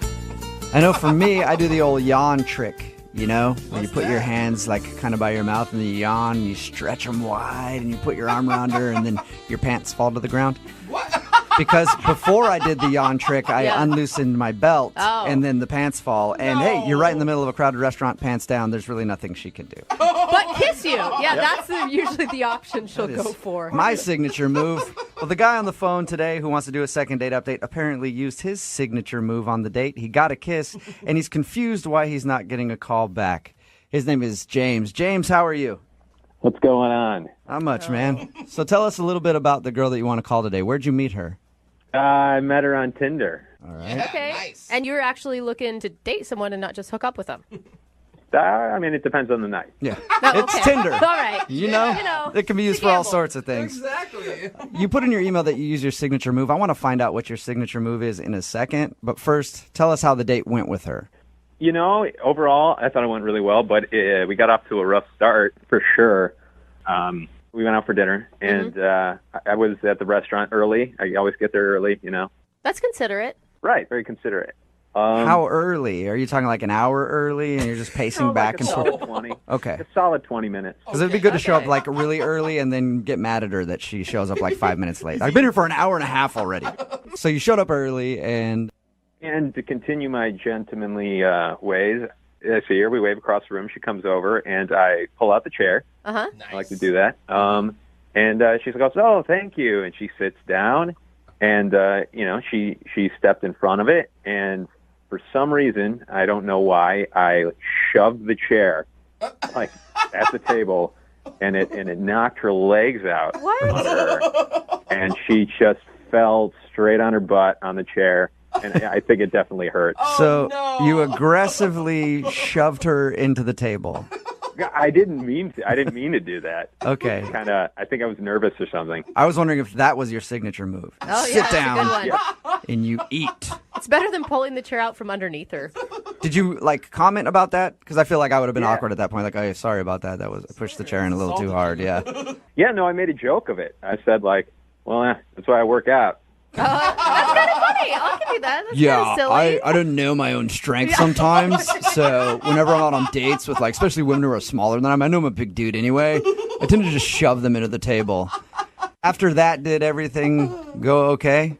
Yeah, I mean, I calmed down, and we had good conversation. I thought we had a connection, flirting pretty hard.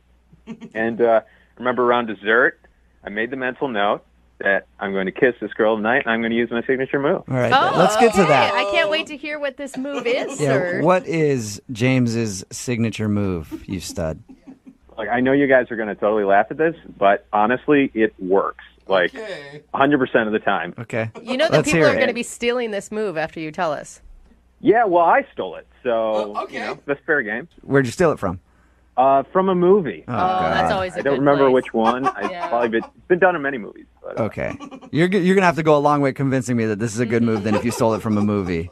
No, it works, I swear to God. All right. What is it? So we grab our coats and go outside the restaurant, and then, you know, there's the moment where we're saying goodbye, but I was just focused on her and on executing my signature move. And so, like, we're locking eyes, and I like to hold the moment, you know, for just a little bit of uncomfortableness. You've really practiced this, haven't you? Oh, yeah, I've done this at least a solid 10 times. Okay. Wow. And then what happens after the eye lock? And so after that moment, you know, she's about to say something. As I see she's about to say something, I move my index finger to her lips and go, Oh, God. No. and then I kiss her. Are you serious? You do not do You're that. like I just rolled my eyes. Gerard Butler in P.S. I Love You or something? Maybe that was the movie. And this actually works for you. It works. I mean, I know you guys are like laughing it up and think it's ridiculous, but I swear to God, it works. Did she actually kiss you back, or was she just in shock, standing still like a No, statue? like, you know, there's the initial shock, but then she she lets go, and then we have a good time. Yeah. And that, my friends, is how the signature move works. All right, so you guys kissed after you did that, and how did everything end with you? I walked her back to her car and said, I'll call you, and she said, cool. All right. And so I thought it went great, but next few days I'm texting her and just getting absolutely nothing. And a week goes by, and I'm talking to you guys now. So you haven't heard anything from her at all? No. Maybe she's still in a daze that's what it is. from how romantic you are. She's probably still writing in her diary about it as we speak. I wouldn't doubt it. Oh my God. Either that or she's laid up in the hospital with a fractured rib when you shoved her into the table. That could be it, too. All right.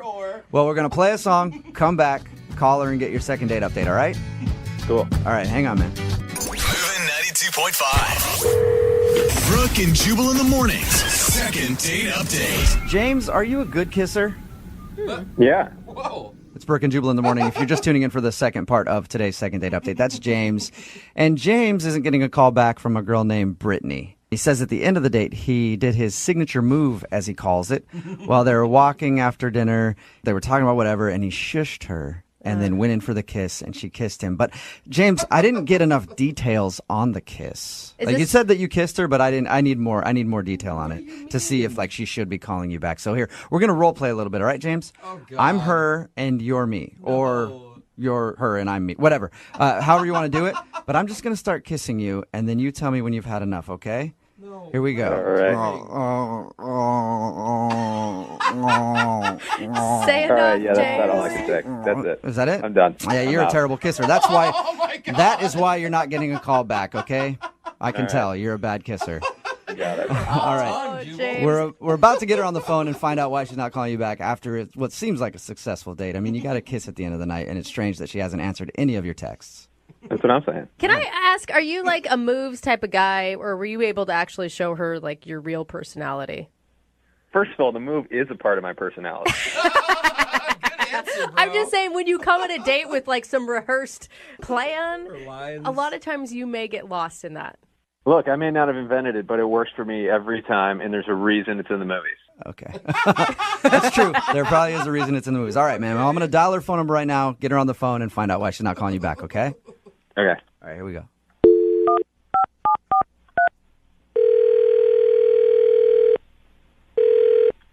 Hello, Hi, can I speak to Brittany, please? this is she. Hey, Brittany, how are you? This is Jubal from Brooke and Jubal in the Morning. It's a radio show. I'm sorry, I don't know who this is. Oh, that surprises me with how quickly you answered. I figured you'd be a huge fan. It's a morning radio show, and somebody recently sent us an email about you, and that's why I'm calling today. I don't understand what's happening. Well, it's a segment we do on our show called the Second Date Update. Basically, if you go out with somebody on a date and then don't call them back after they email us to see if we can get you on the phone and find out what went wrong. So you recently went out on a date with one of our listeners. His name is James. Do you remember going out with James? Oh my God. Oh. Yeah, Is that a good oh my God or a bad oh my God? it's a bad. Oh my God. Bad oh my God. Oh. Do you have a few minutes to tell us about your date with James? Not really. I kind of want to move on from it. That bad? Well, if I could just get you for a second to talk about it, it would help out a lot. He actually liked you a lot, and he's wondering why you're not calling him back.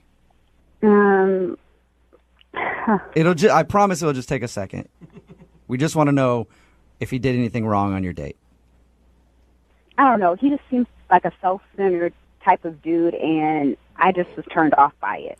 Self-centered, he talked about himself the whole time and didn't pay attention to anything you were saying or something?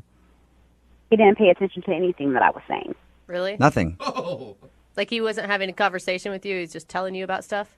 Well, it's like when I was trying to open up to him, you can tell he just was not listening, at all. Really? Well, for the way he tells it, everything went amazing, and you guys had a wonderful time, and you kissed at the end of the evening, and you even were like, hey, we'll go out again. So what part is... Let me hear your side of the story, because what part is self-centered, according to you? Because he didn't sound like anything was like that at all. I love that it's making you laugh. Well, I just can't believe that's what he told you, because he completely missed the most important part of that actual story. What? Okay, what's the most important part? Well, dinner was fine, and when we were leaving the restaurant, we were, just casually walking, and I was telling him a very personal story about my parents.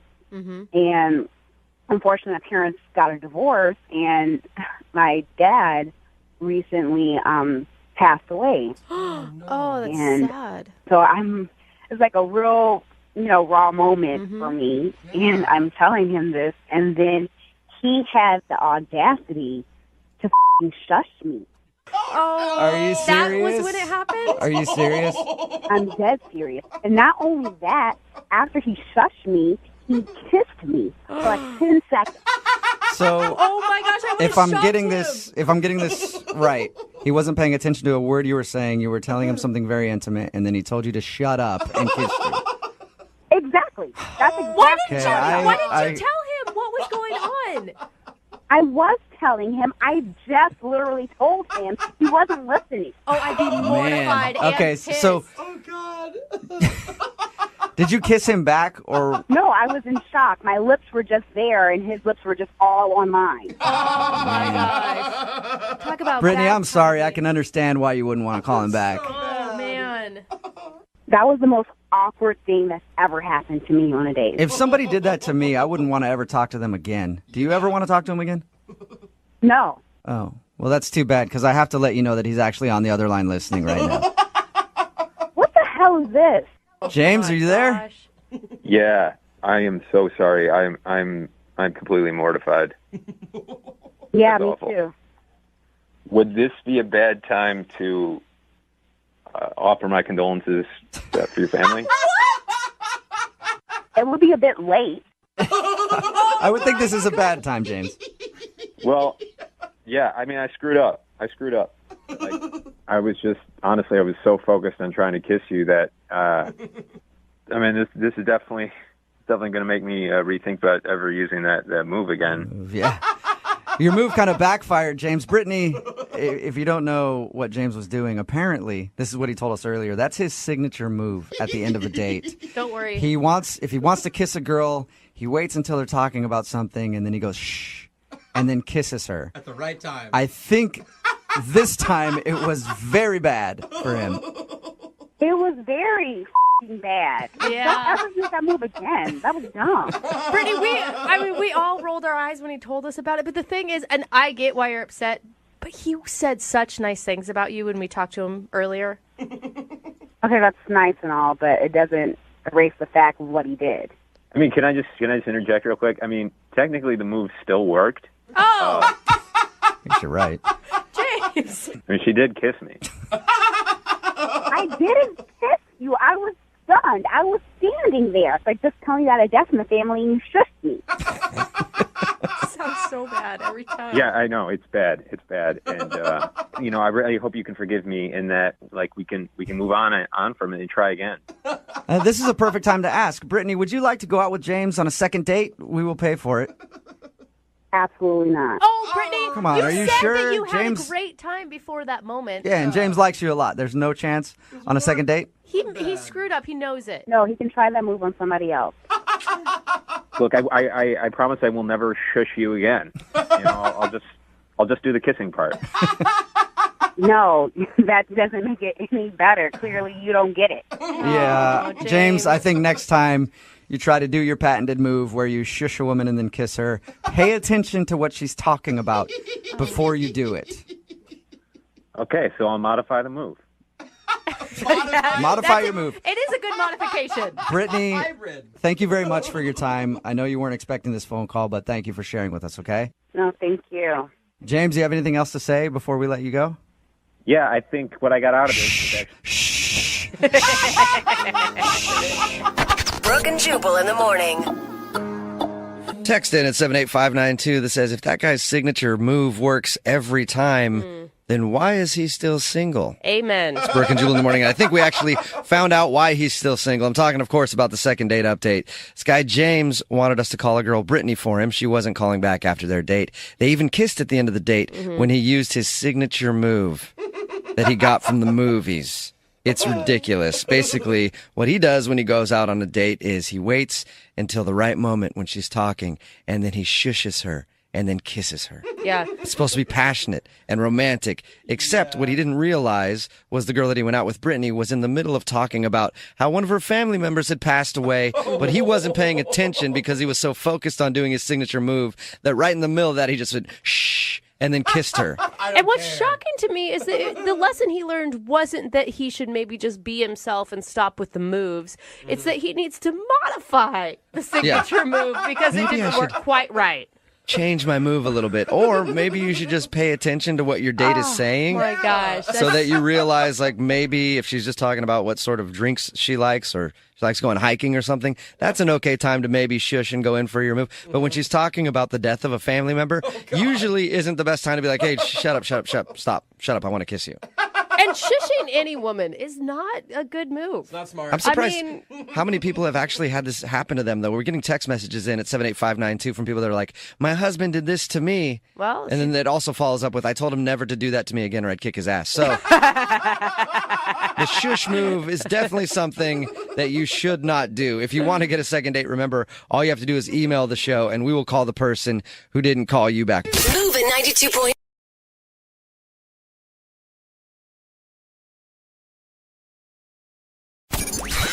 92.5. Brooke and Jubal's second date update. They say that one man's trash is another man's treasure. I already don't like the start of today's second date update. And that's why Tim is on the phone for a second date update today. He found a discarded date. No, listen. And then he swooped in and got a date with her. Discarded. Tim, now I don't want to call your date trash. It was just an analogy, okay? Yeah, I get that. Tell us about the garbage pickup. How'd it go? Yeah. Well, let me back up. I went out that night to go see a play, and I just went by myself. So I go to the theater, and I'm there, and down the row, a couple seats down, there's this girl, and she was pretty cute. So I smile at her, and she sort of smiles back. Did you throw her a wink, too? No, I did the polite, like smile, head nod, just like, hello, hi. Like bite the lower lip, like, Oh my God, Jubal. You're so creepy. Yes. Any of the proper moves or just simply a smile? Maybe I should have done that. Yeah, you start talking about how this woman sounds like a sweater from Goodwill, and now you're... All right. So you smiled at her. I did, and the seat next to her is vacant. So I get a little courage, and I kind of walk down a little bit to the aisle, and I just said, hey, is anybody sitting in the seat? And she said, yeah, someone else is going to come take the seat. Okay, and then that's when you yelled at her. Why are you yelling at her now? He was upset. No. Oh, you didn't yell at her. No, I just said, oh, okay. I didn't ask who, the seat was for. Right, because it's none of your business because she's a complete stranger in a theater. Yeah, but she also didn't say, who it was for either.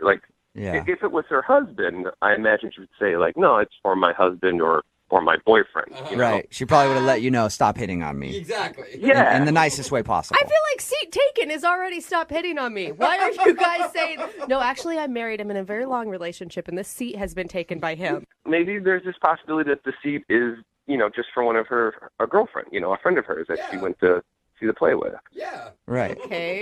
Okay, so you went back to your regular seat then? I did. I said, oh, okay, well, enjoy the show. And then I went back and the show started a few, minutes later, and it was good. Okay. But then through the show, I sort of kept the eye just looking over by her to see if anybody had showed up. You almost sound like you're starting to get a little creepy. The guy at the end of the row that keeps looking over at her during the play. I did it. That's the thing. I didn't want to, so I kind of did the peripheral vision to see if there's any action happening over there. Mm-hmm. Anyway, so intermission comes, and no one had showed up. Ooh, the mysterious vacant seat. She's either lying to you or the person didn't show up. So, I went out, I got something to drink, do the intermission stuff, and when I came back in, I came in, so I walked past her to get into the aisle.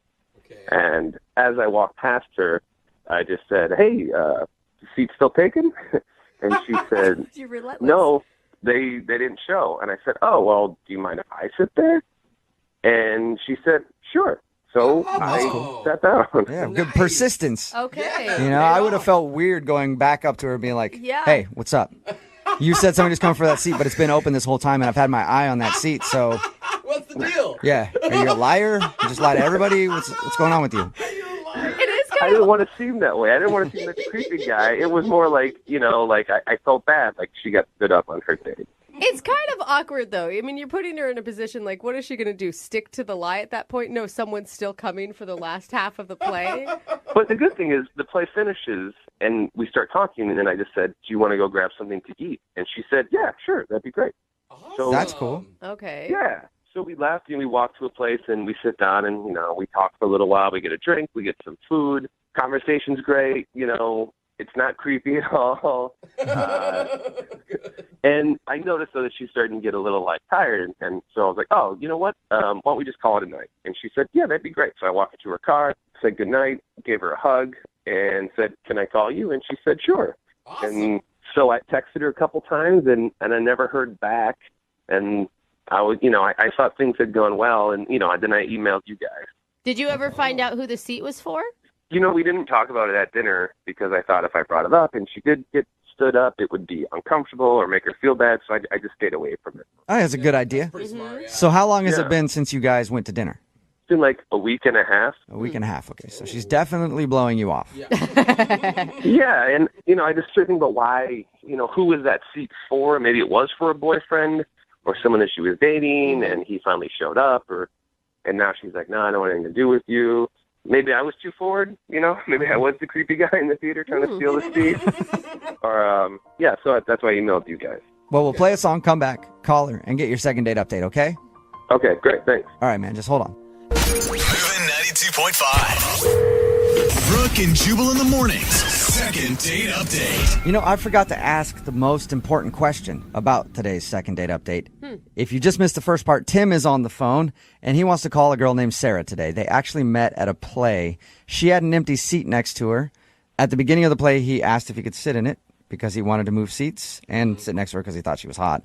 And she said it was taken. And then after intermission, he saw the seat was still open. So he asked her again. She ended up saying, yes, you can sit in the seat because whoever she was waiting for didn't show up. After the play, they went to dinner, had a great time, but now she's not calling him back. And I forgot to ask Tim this, and I'm sorry about that, everybody listening. I know that you really want to know. Tim, how was the play? No one cares about that. Scale of 1 to 5 stars. What are we talking? Well, the first act, I was a little distracted because I was, trying to figure out what the empty seat was about. So I think it was a 3. Okay, good. All right, cool. God. Should we even do the second date update now, or have we gotten that all cleared up? No, I still want to know why she never called back. Okay. And Tim, you can't remember any awkward moments you guys had when you went for dinner and drinks after the play? No, everything was real casual and cool, and I thought I was being very polite, and I asked a lot of questions about her, what she liked. I thought it was a good conversation. You actually seem very charming and like a good listener, so I'll give you props on that. Well, thank you. Thank you. Horrible play reviewer, but Yeah, Jubal's got a point. I'm going to dial her phone number right now. Here we go. Okay.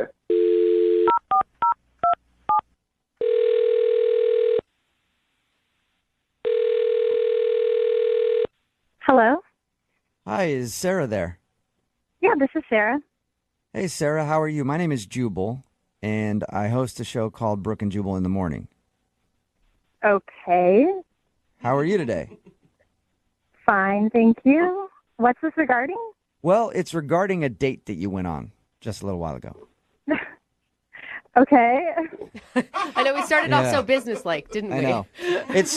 You might not even think of this as a date, but you recently hung out with somebody, and they've been trying to get a hold of you to get another date, but you're not calling them back. So they emailed us to see if we could get you on the phone and find out why. Oh, jeez. Weird, I know. Good. His name is Tim. Seriously? Yeah. He told us about how he met you at a play, and then you had dinner after. So he contacted you to get a hold of me? Yeah, he did. Apparently, he's been trying to get a hold of you, but you're not returning any of his phone calls or text messages.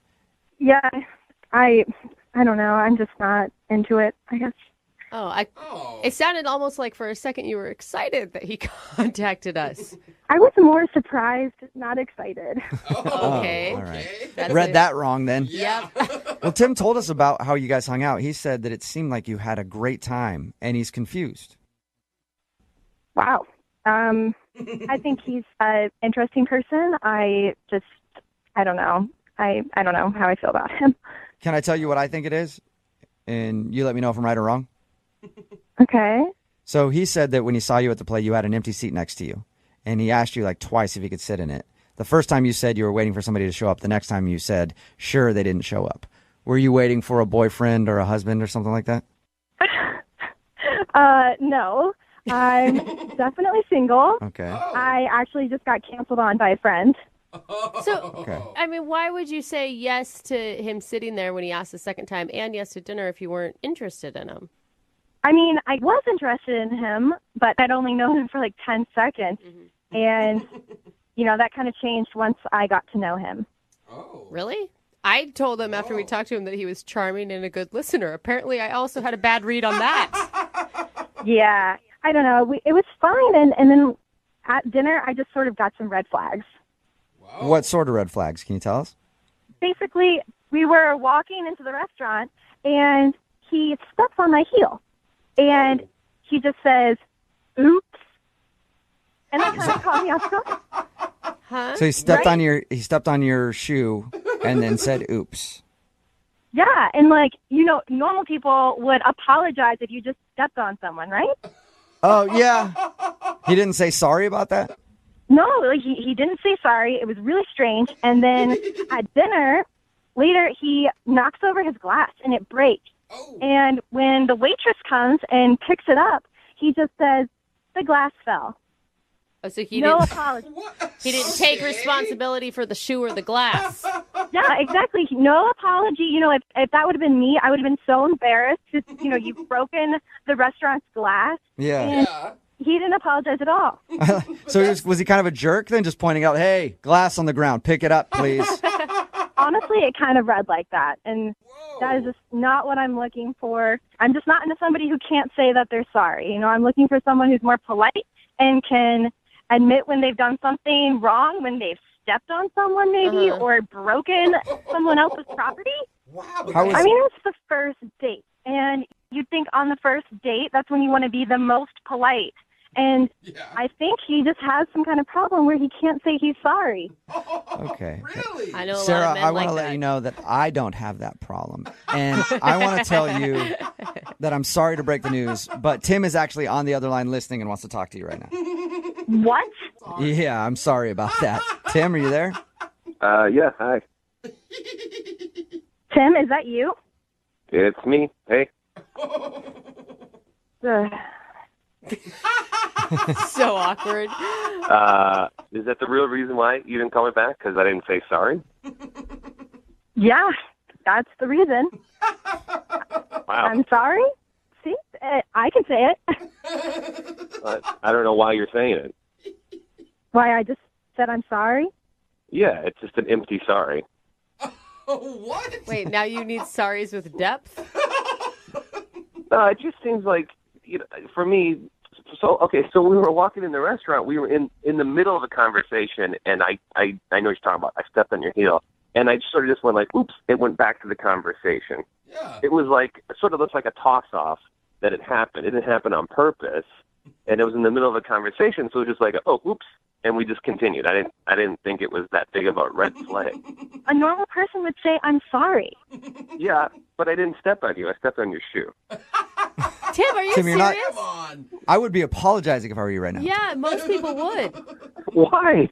Why would I say sorry? I didn't do any of those things on purpose.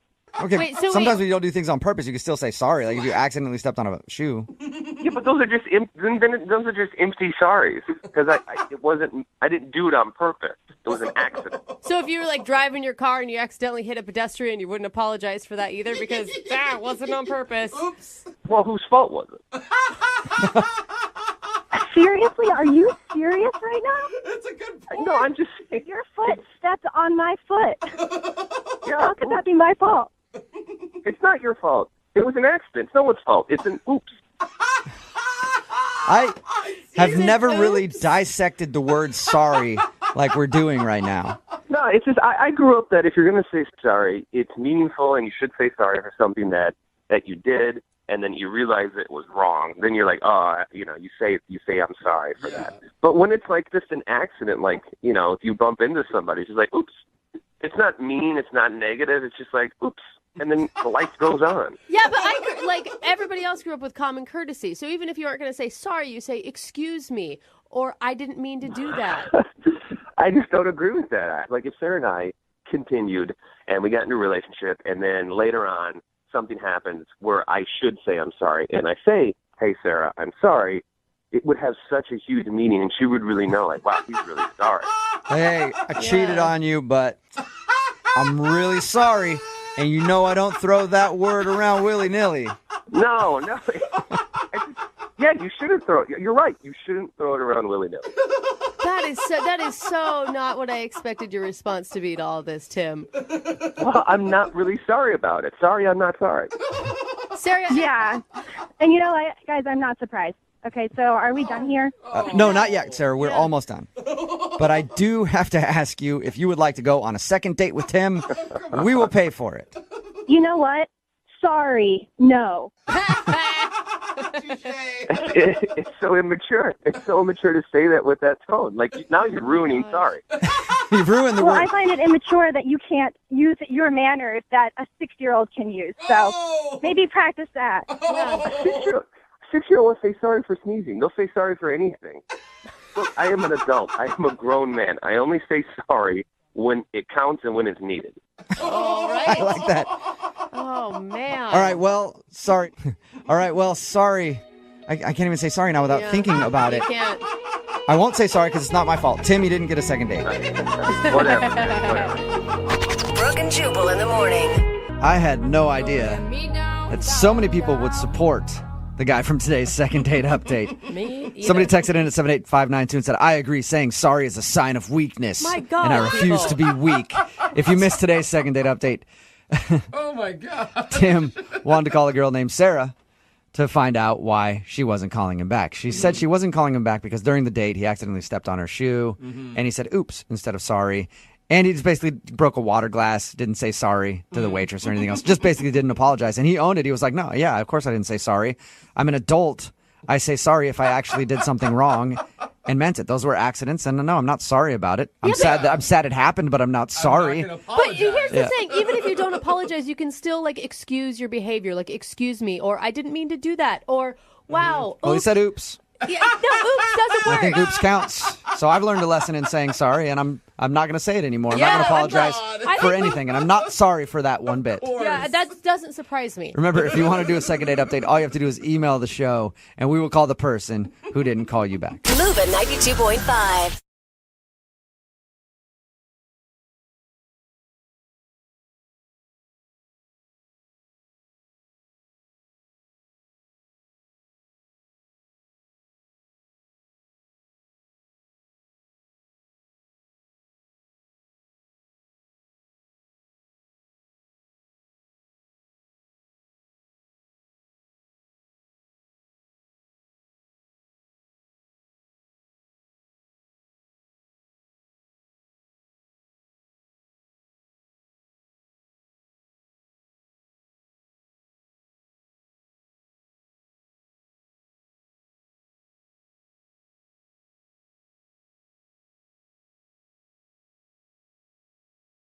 The guy on the phone for a second date today says the girl that he met and the girl that he wants to call bonded over an instrument.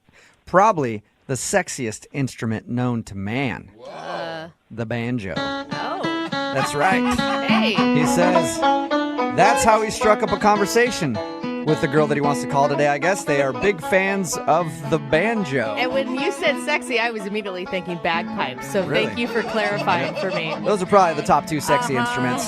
But this time it involves banjos. So, Sean, how does one bond over a banjo? What happened? I was at a show with a band. They had a banjo player, and I was really digging the guy. And at one point I said out loud, "Oh my God, this guy's so good."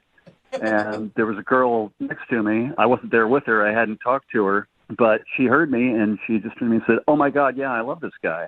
Yeah. And that's how it happened. And who doesn't Yeah. think a good banjo player is impressive? I mean, It is always impressive, yeah, but never like, man, this banjo's making me horny. Anybody else? Over here, sir. It's making me feel it, too. Is that what happened? Oh, yeah, she got all hot and bothered. I bet. So tell us more about the evening. What was her name? Juliana. Juliana, all right. So we ended up talking a little bit. Of course, you can't really talk too much during the show. And I was there with some friends. She was there with some friends of hers, but we both just kind of ditched them. Nice. All right. That's pretty good. That's a good And sign. Ballsy on her part to just ditch her friends and go with random banjo lover. Well, how often do you find a fellow banjo lover? Yeah. So afterwards, we ended up going to a bar nearby. And how was that? It was great. We hung out, had a drink. We were just talking and chatting and laughing a lot. And in fact, we were both surprised when after, I don't know, a little while, 20 minutes or so, the bartender actually asked how long we had been dating. Oh, so your chemistry was that good that it seemed like you guys were a thing. Yeah. So we laughed and were like, well, I guess if this counts as a date, we've been dating for about an hour now. That's awesome. Sweet. Did she like that answer? Did she seem okay with it being called a date? She was cool with it. It was kind of awkward for both of us. But since it wasn't either of us that caused the awkwardness, we both just kind of laughed it off. And she seemed fine with it. And this was your actual date, right? You didn't go out with her. No, we just met and kind of decided to hang out for a minute. Okay. And how long was your guys' hangout that night? Well, we were there for maybe half an hour or so, and then I did something stupid. I spilled my drink on myself. As we're laughing and talking and having a good time. Okay. It's okay. We all have spasms like that when we laugh. So was the date over then when you dumped your drink on yourself? No, because she mentioned that she lived close by there. And I said, I really wanted to hang out with her more, but not like covered in this sticky alcohol. I said, look, I don't want to be forward. I'm not trying anything, but would you mind if we went back to your place and I could kind of clean myself up a little bit? Oh my God. How big of a drink were you drinking? This whole picture. I mean, I've spilled a lot of drinks on myself and just been fine with it. Well, it was red wine. You don't want to let it sit for too long. Okay. So was your idea to go back to her place and then take your shirt off? Yeah, exactly. And sit there and talk to her without a shirt on? Or maybe borrow one of her frocks? I was thinking just like go and, wash it off in the sink and then put it back on again and let it be damp. And I'll be honest, I didn't really think it through that far, all right? You were totally just using it as an excuse to go back to her place. That would have been nice. I wasn't, though. I really did want to sit there in a wine-stained shirt. Did you guys go back to her place, or was she like, nah, that's good, we'll go out a different time? No, she was fine with it. So we did. We went back to her place, and, I cleaned myself up as best I could. And she said, hey, do you want another drink? So we ended up hanging out at her place and having a couple drinks. And then, oops, I spilled one on my pants now. Yeah. Sorry. Didn't see that one coming. See, now I wish I had that level of forethought and tried that, but I didn't. Oh, you didn't? Okay.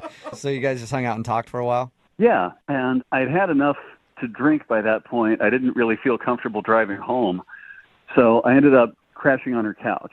Okay.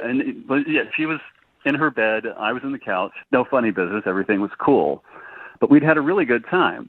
So what was it like in the morning? Did she wake you up? Well, I woke up before she did, and I didn't want to wake her up. I wanted to let her sleep, as long as I could. So I left, thinking that was the considerate thing to do. Was there a note left behind or anything? Yeah, I left her a little note, said, hey, didn't want to wake you, had a great time, hope we can hang out again. And I haven't heard back from her since then. Okay, so what do you think might have gone wrong? Either she just wasn't having as good a time as I thought she was, or maybe she thought it was rude or something that I left without saying goodbye, even though I was trying to be, as considerate as I could. So I don't know. Okay. All right, well, we'll figure it out for you. We'll play a song, come back, call her, and get your second date, okay? Cool, thank you. Yeah, no problem. Hang on. Right in the middle of a second date, and if you're just tuning in, Sean, who's on the phone to do a second date today, just gave every dude listening a great idea on how to get back to a lady's house. Just spill drinks on yourself nonstop. Because that's what he did on his date. He met a girl at a show, they bonded over the banjo player, and then they went to a bar after and were having some drinks, and he spilled his drink on himself. And then he was like, oh man, now I need to take my shirt off and clean it. Can we go back to your place? And she said yes. So apparently it's a tactic that works. Sean, I still think you did that on purpose. I wish I had, and from now on I will, if this works anyway. Do you think, if a guy said that to me, I would obviously think he wanted to get it on at my house and was using it as an excuse. Maybe she was disappointed that you didn't try anything. Really? I don't know. Maybe I was too tipsy to pick up on that by that point. I didn't think I was. Who knows? Sean actually spent the night at her house and then left her a note saying that he had a good time and then tried to get a hold of her after, but hasn't heard anything from her. I'm going to dial her phone number right now and see if we can get her on the phone and find out why. You ready? Yeah. Okay, here we go.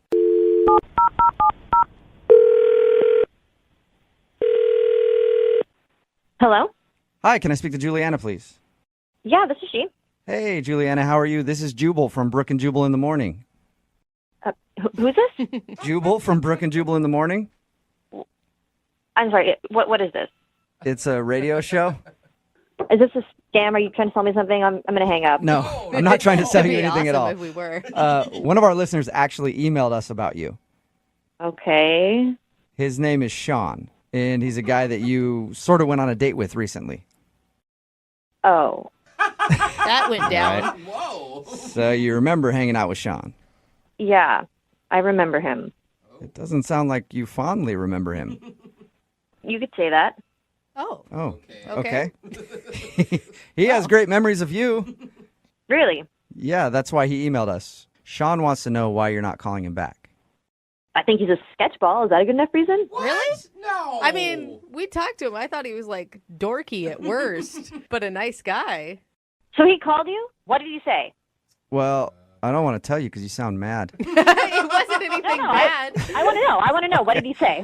Well, he said that he met you at some show and you guys were bonding over the great banjo player that they had. And then you went to then you went to a bar after. Whoa. And he spilled a drink on himself and asked if he could go back to your place to kind of clean his shirt up or something. Which we all said had to be an excuse to just get over to your place, but he swore up and down it wasn't. So I guess he didn't mention to you that he's a thief. What? Whoa. No. Yeah, he's a kleptomaniac. He didn't What did drop that. Yeah, he didn't tell us that he likes to steal things. Yeah, so the next morning, I was in my room. He was on the couch.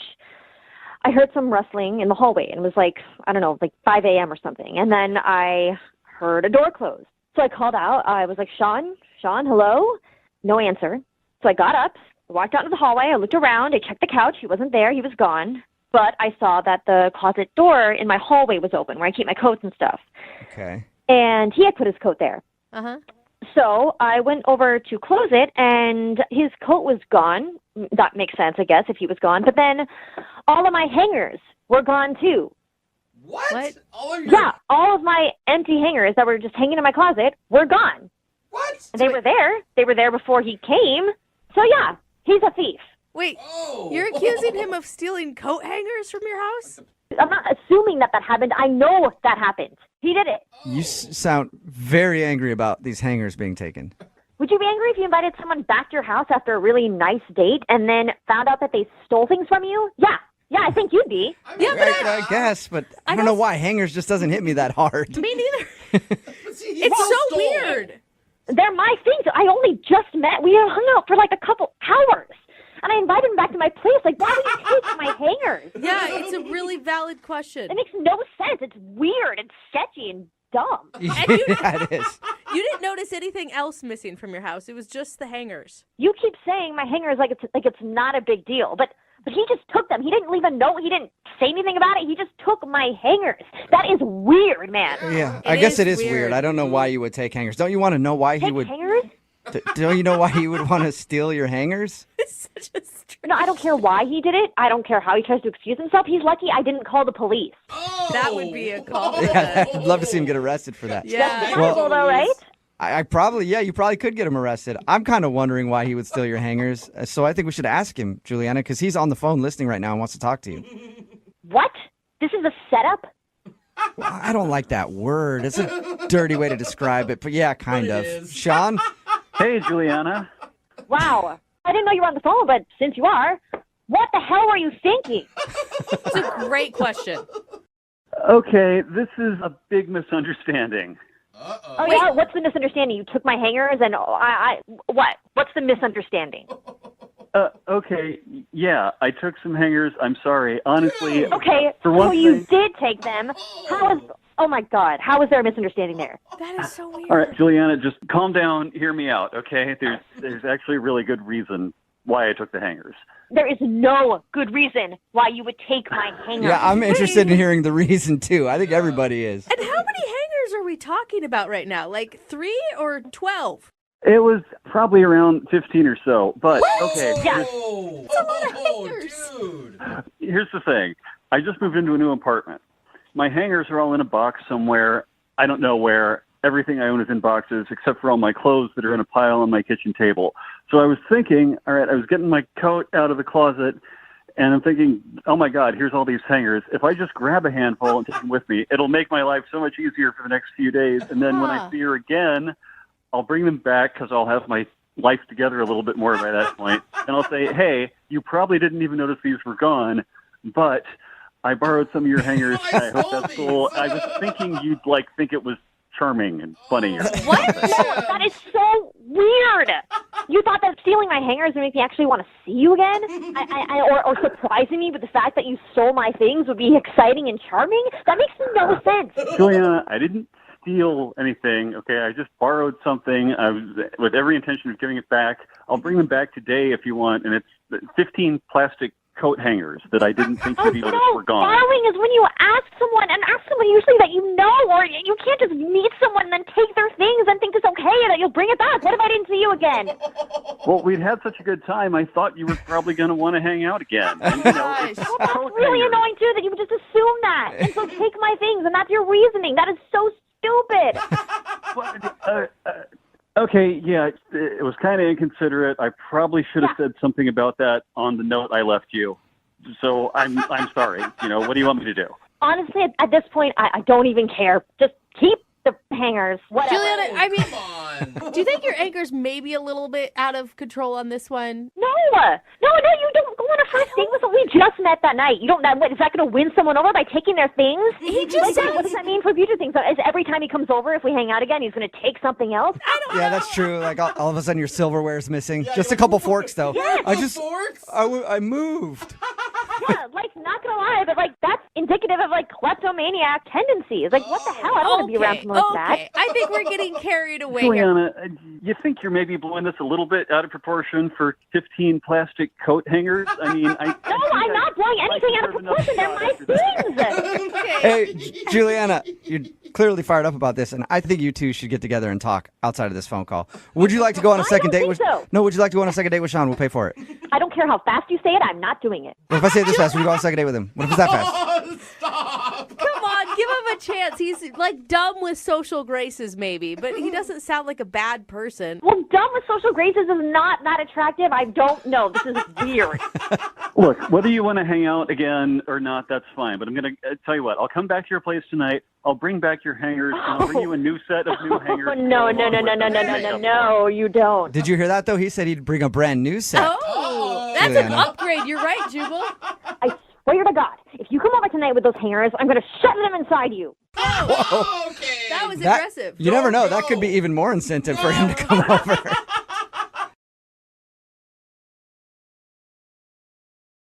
Moving 92.5. Brooke and Jubal's second date update. I'm always telling you guys where great places to meet women are. Another one that you may have not thought of, the art gallery.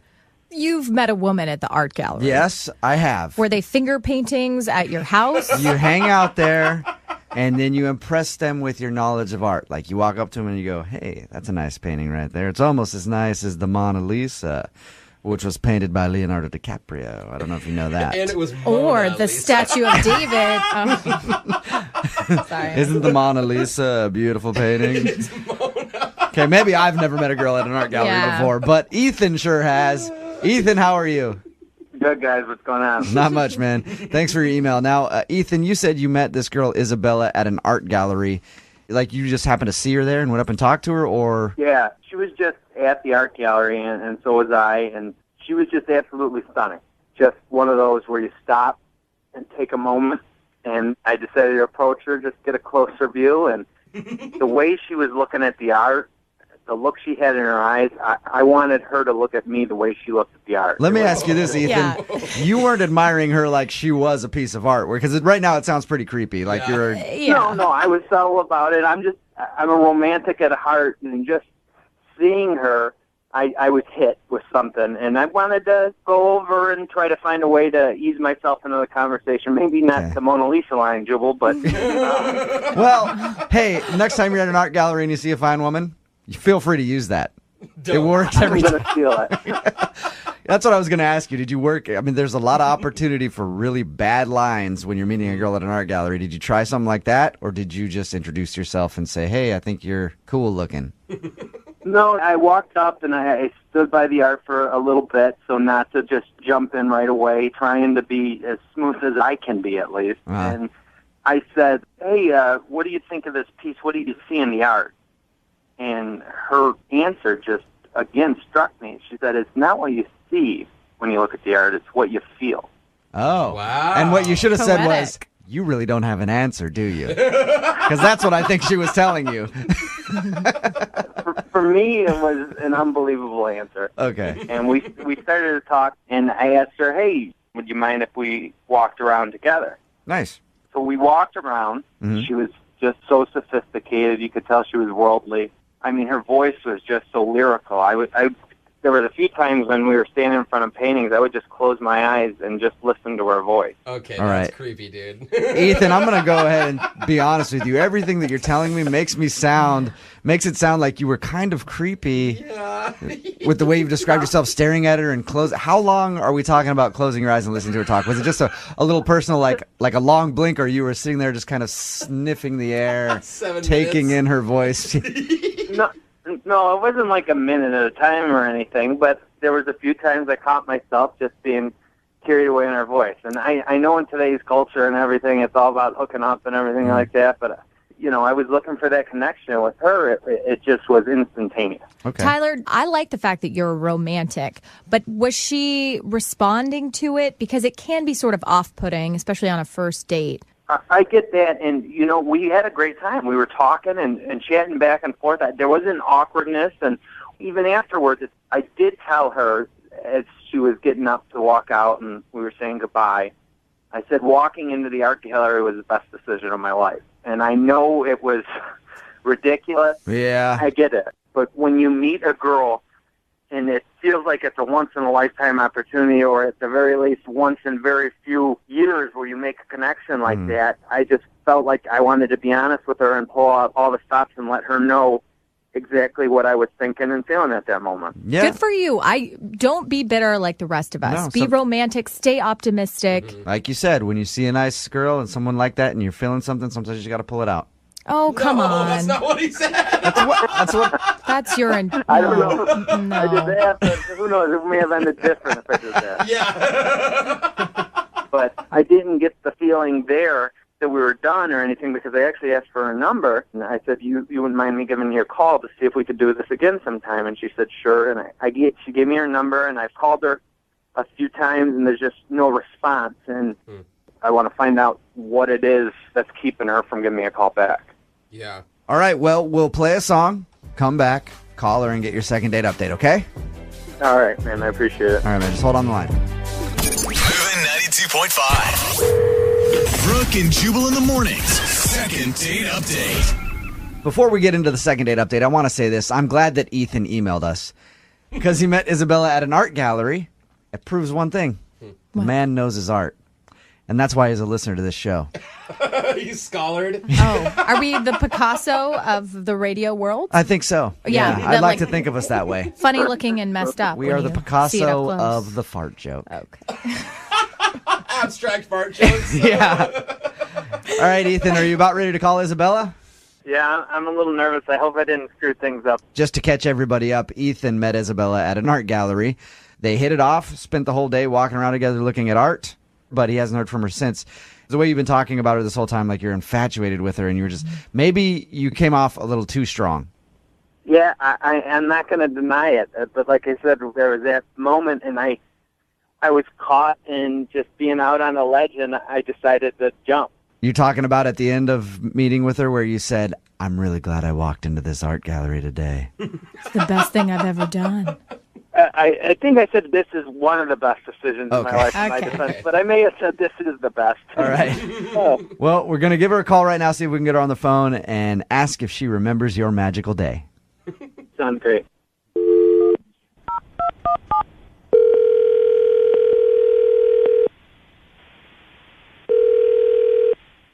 Hello? Hi, can I speak to Isabella, please? Yes, speaking. How are you? I'm good. Who is this? My name is Jubal from Brooke and Jubal in the Morning. I'm moving 92.5. I'm sorry? Jubal from Brooke and Jubal in the Morning on the radio station moving 92.5. Have you heard of us by any chance? Yeah, I have. What is this about? This is about the fact that you recently went on a date with one of our listeners. His name is Ethan. You met him at an art gallery and spent the whole day with him. I take it from that little giggle you remember Ethan. Yeah, of course, Ethan. He emailed us because apparently he's been trying to call you to get a second date, but you won't respond to him. Did you not like him? Were you just busy?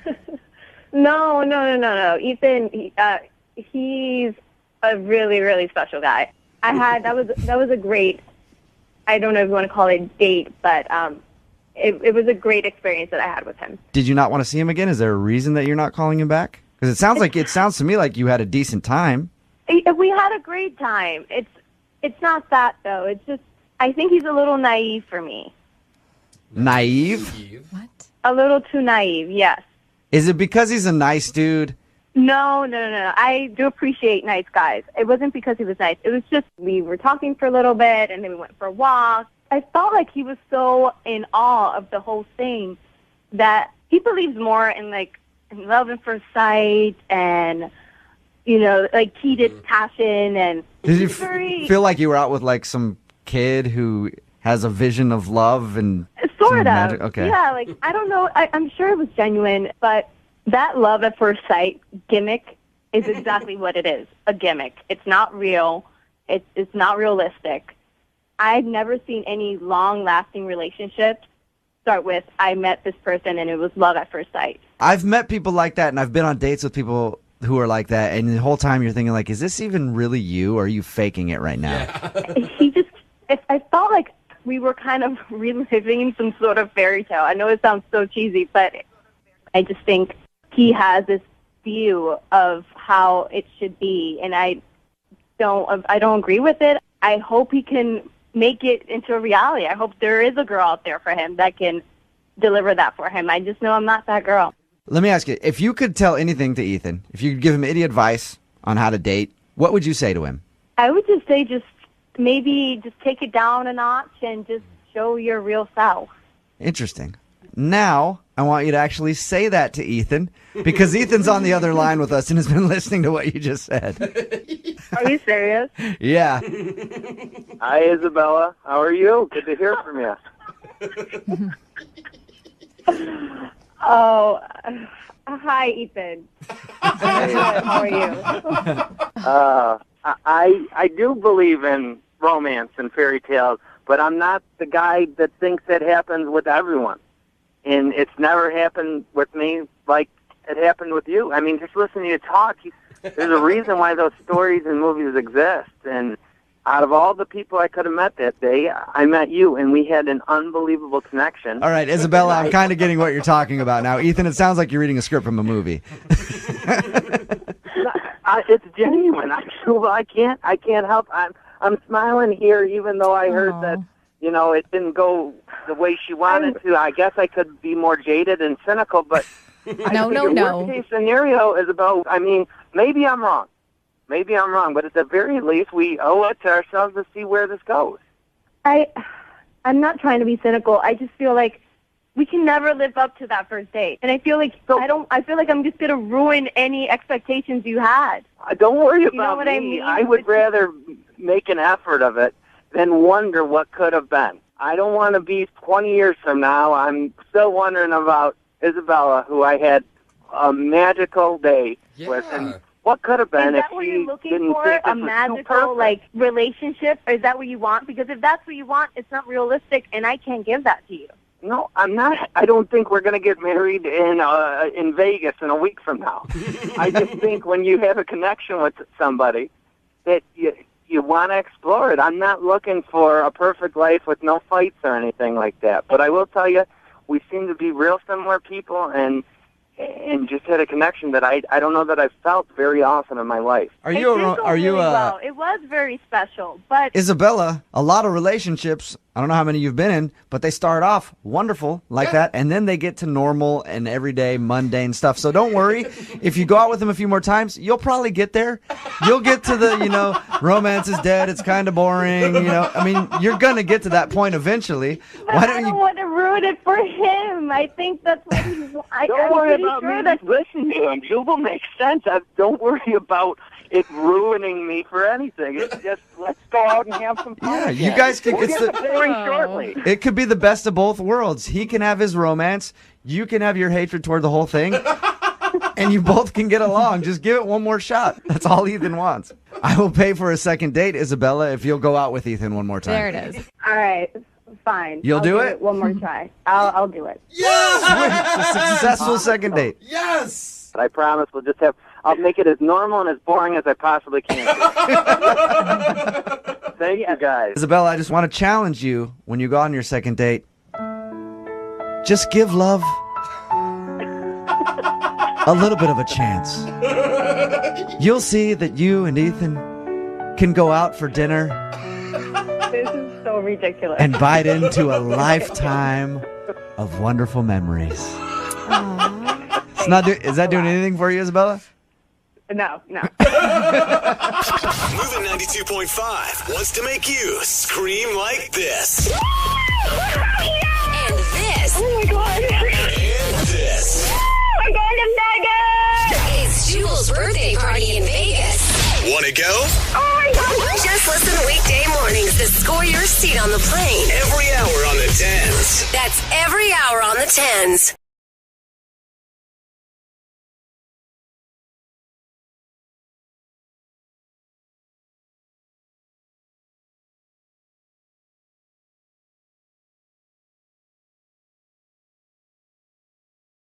Moving 92.5. Brooke and Jubal's second date update. We got an email from one of our listeners named Mary. She told us a little bit about her date and says she feels awful about it and thinks it's her fault that she's not getting a call back. Wow. Is this like the first person with like some self-realization on the phone with us? true. Like, what's going on? I don't know exactly what that means, but I'm guessing she accidentally ran him over and feels bad. That's what you went to. Yeah. Mary, why did you do it? Okay, I think there's a lot of other things that could have happened there. Are you using this time as your one call from the police station? Okay. Attempted murder. No, it's really not like that. Yeah, that's what all guilty people. Moving 92.5. Brooke and Jubal's second date update. We got an email from one of our listeners named Mary. She told us a little bit about her date and says she feels awful about it and thinks it's her fault that she's not getting a call back. Wow. Is this like the first person with like some self-realization on the phone with us? true. Like, what's going on? I don't know exactly what that means, but I'm guessing she accidentally ran him over and feels bad. That's what you went to. Yeah. Mary, why did you do it? Okay, I think there's a lot of other things that could have happened there. Are you using this time as your one call from the police station? Okay. Attempted murder. No, it's really not like that. Yeah, that's what all guilty people say, huh? What's the real story, Mary? What happened? He is such a good guy. I'm feeling awful about it because I've been on so many dates before where it's like it was their fault why we didn't have any more dates, but this one is all me. Oh, no, it's that obvious. Okay, wait, back up. Where did you meet this guy? We met on Tinder. His name's Adam. Okay. And I have to say that when you're doing the swipes and things like that, I know your human nature reaction is to definitely swipe right onto all the hot guys. Yes, I think that's what Tinder is for. But Adam's not like super good looking. But that's okay. Is that what you told him? And that's why you know that he's not calling you back? Because that's pretty rough, Mary. No. I've swiped right on tons of hot guys before, and they're just really self-obsessed. They're jerks. I was done with it. So I'm like, I'm going to swipe on a not so good looking guy. Oh, Wow, that actually makes sense. I Yeah. feel the same about hot girls. Yeah. I'm always like, she's not going to want anything to do with me. Yeah. That's a good strategy. But the uggos, like, there's no risk there. Absolutely. They're always down. You guys, she's not saying he's ugly. He's just not the best. like maybe he has stronger attributes other than his looks. It's kind of like Ed Sheeran. He's not awful, but not He's great. rich. Got it. Okay. Well, but there are a lot of men out there that once you actually get to know their personality, they're 80 times more attractive. True. That's So what was it like? What'd you guys do? We did a dancing lesson. Yeah, that's pretty Yeah, hot guy would never be down Yeah. for something like that. Exactly. Kind of fun. Exactly. So what kind of dancing lesson did you guys do? We did a little swing dancing, like a little, who is that, Brian Setzer or something, or like, you know, swing dancing. Yeah, welcome back to 1986.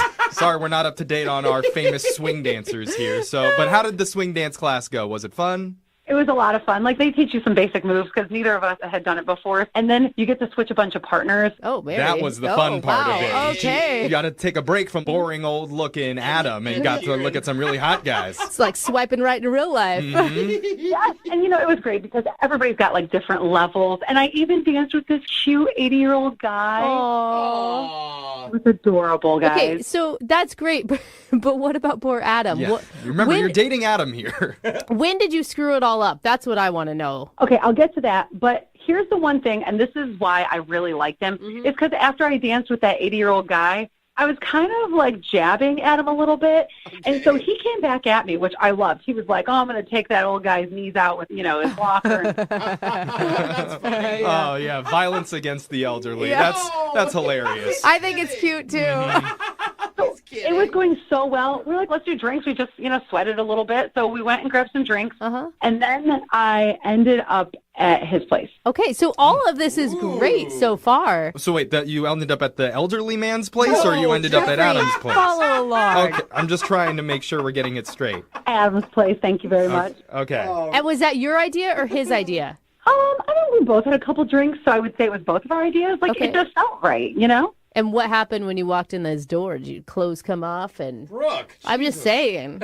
That's what Brooke's first go-to move is. After some hot swing dancing. It's a little invasive, but we had a good time. Let's just say that. Oh, nice. So they did. So yes, see, I'm right. Okay, all right. So I'm still not hearing what's the bad part of this date then. The bad part was the next morning when I was leaving. Oh, you stayed the night. I did. Okay, walk us through it. So when I was getting up in the morning, I was trying to be like really, really quiet. And I noticed that, and I forgot about this part, but I put a bunch of self-tanner on the night before. And so I noticed that there was a bunch of orangey streaks all over his sheets. Oh, no. That could be perceived as something else. Ew. Gross. I'm just saying, that's the first thing I would think. Like, what the heck? Of course, first thing that Jose thinks is someone messed his bed. Anytime I've had streaks in my bed, it's not been self-tanner. Okay, let's move forward quickly. So you left streaks of self-tanner in his bed. Oh. Yes. And then I was like, shoot, I got to do something about this. Yeah. So then I went to the bathroom, put some hot water on a washcloth, then came back to the bed, like was trying to like wipe it. Well, then all of a sudden he starts waking up. I was like, shoo, I knew that was going to happen. And then I was like, okay, well, you know, I just had a little, and then, all right, I got to go. Wait, did you just make it sound like you wet the bed? Like, because the bed's wet at this point. I had a little, I just kind of like, I didn't really explain it. I was just like, oh, you know, there's a little something, and I didn't really explain it, though. I just said, oh, I got a little something on your bed. Now I don't look so dumb. Yeah, you should have explained it.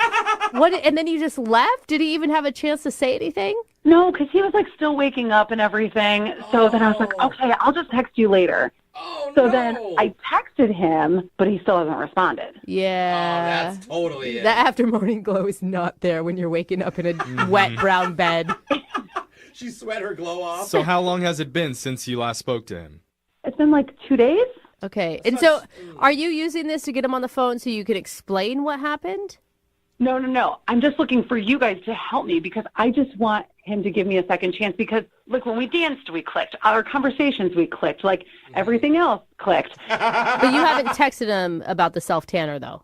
No. You're just going to pretend like it never happened and just move on. Well, she's playing it cool for now, guys. That may not be the problem. I think we've passed that point. Okay. Like, that's the problem. We may need to address it at a certain point, Yeah. but we're going to call Adam for you, Mary, and we'll play a song and come back and get your second date update right after this, okay? Great. Hold on. Moving 92.5. Brooke and Jubal in the mornings. Second date update. If you're just tuning in for today's second date update, we're on the phone with Mary. She went out with a guy named Average Adam. She told us he's not very good looking, but she kind of likes that about him. And they went dancing together before she took a page out of Brooke's dating playbook and slept with him night one. I mean, I want to argue, but It's classic, bro. hey, you know what? I know what I like, okay? Now Mary's worried that he's not calling her back because in the morning, she realized that some of her self-tanner rubbed off and left a stain on his sheets. She tried to clean it, but he started waking up, so she just decided to leave, no explanation. Now, Mary, we're going to call Adam, and how do you want us to approach this? So I've been thinking about it, and I say don't bring up the self-tanner right away because maybe there's something else. Like, I've listened to you guys a bajillion times, and it could be something totally different. Maybe he just didn't think I was that cute, or... I like that, Mary. You won't be offended if the guy that you don't think is attractive doesn't find you attractive either. That's good. That's good. You know, some people just are into different things, so maybe he's just not into that. But, like, I think I'm pretty cute. That's a smart So move. don't bring up the wet brown bed until later.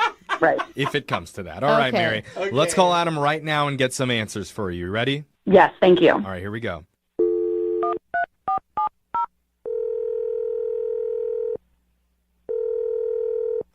Hello? Hi, can I speak to Adam, please? Yeah, who's this? Hey, it's your morning wake-up call, Adam. Good morning. I'm on the do not spam list. Oh, no. This isn't a spam call, Adam. Are you 100% satisfied with your current Oh my healthcare God. provider? No, Jeffrey, shut up. It's not a spam call, Adam. What's going on? Hey, Adam, sorry. This is young Jeffrey from the radio show Brooke and Jubal in the Morning. Do you have a minute to talk with us? What? Radio? Yes. It's a old-fashioned device, and you listen to music on it. Sometimes people talk out of it. You mean like a podcast? Close. Yeah, the predecessor to podcasts. But yeah, let's just call it a podcast, okay? What do you want? Well, actually, we're calling on behalf of one of our listeners who's been trying to get a hold of you. Her name is Mary. Oh. Oh, you like Mary. I don't think that was the O that I got. I heard, oh, yeah. No, I heard no. Well, so, yeah, you went on a date recently with Mary, Adam, and she says that she had a really great time with you, and now you're not talking to her anymore, and she wants to know the reason why. She told you about our date, huh? She gave us a little rundown of it. It sounded really fun. I mean, she said you guys went dancing, and I thought that was really cool of you to be up for, dancing on a first date. You met on Tinder. One thing led to the next. Sounds like everything went great. It was until it wasn't. And at what point wasn't it? I mean, she really doesn't know. I find that hard to believe. Is there something about Mary? Oh, my God, Jeffrey. You couldn't help it. Did you do that on purpose? I'm sorry. Is there something about Mary that bothered you? You've always wanted to say that. I don't know what you guys are laughing about. I don't get it. It's fine. Yeah, don't worry. It's not you. The whole point is Mary wants to know the reason why you're not calling her back. She says that she had a really, really good time with you, and the fact that you're not calling her, it's kind of upsetting, and she just wants some answers as to why. I mean, I think she knows why I'm not calling her back. I don't want to embarrass her, okay? I don't think she'll be embarrassed. She knows, she listens to these, that there could be some really terrible information she finds out about herself. She's very aware of the consequences here. I don't know why she's trying to get a hold of me. If I were her, I would have never told anyone what happened. What? What was it? Yeah, what happened? She told you all about the date? Yeah. And she told you about the next morning. Yeah, maybe you can tell us what your side of the story is. I mean, it's not sides, it's facts. She went in my bed, what? number 1 and number 2. Oh, Adam. That's, no. Are you sure? Is that really what you think happened? I'm positive. I can't believe she would tell a radio station what she did. Adam, this is Mary. Hey, Mary, yes, that's a little bit early, but Adam, Mary's been on the line listening. We forgot to tell you that, and she heard everything you said. I don't understand. She's on. She's Mary's on the other line, Adam, and she's listening. She knows what you just said about her doing a duty in your bed. Number one and two. Bed. It wasn't that. There's a good explanation. Adam, I really do have a really good explanation. Like, I can't believe you're on the whole. If I were you, why would you highlight that you did this? Like, well, what's wrong with you? Oh my God, just wait. I was wearing self-tanner, and I had a lot on from the night before, and so then it got all over your bed. So I was trying to quietly wipe it off. That's what it was. Listen, I was in the bed. It wasn't just that. Like, there's a specific smell, and it wasn't tanner smell. It was number 2 smell. Oh my God, Adam, you don't believe her? No, I saw the evidence and the smell. I know what number 2 smells like. Come on. Wait a minute. So who's lying here? Mary. Okay. There might have been like a little bit. Wait, what? Hold on. What did you just say? Only because I had drank a lot the night before, and you know what happens? Like, whenever you drink a lot. What? Hold on. You told us it was just self-tanner. No. Well, it was mainly self-tanner. Oh my God. I feel so dirty. Why are you doing this, Mary? Mary. Adam is right. Why aren't you ashamed? Like, what is your problem? Why are you calling us? If that's what are you doing? Run! Never call this guy again. It was just like a little bit, like a tiny little streak. Like, you know when, like, you have to fart? Oh my God. No. I know. I'm so disgusted. It was gross a couple days ago. I tried to block it out of my head. You guys are making me relive it, and I'm just as disgusted now. And it wasn't a little fart. It was a Jackson Pollock of fart. Oh my God, stop it. Stop with the visuals, people. Just burn the sheets. Take the mattress to the dump. I burnt my sheets, and she left. She left me sitting in it. Like, she didn't even offer to help.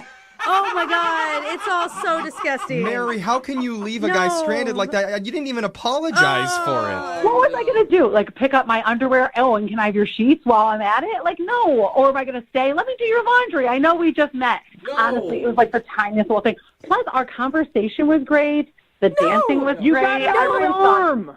You got it on my arm. Oh my God. I think you're exaggerating a little bit. I mean, it was like just like the tiniest bit. Oh no. Even a little bit is too much, I think, Mary.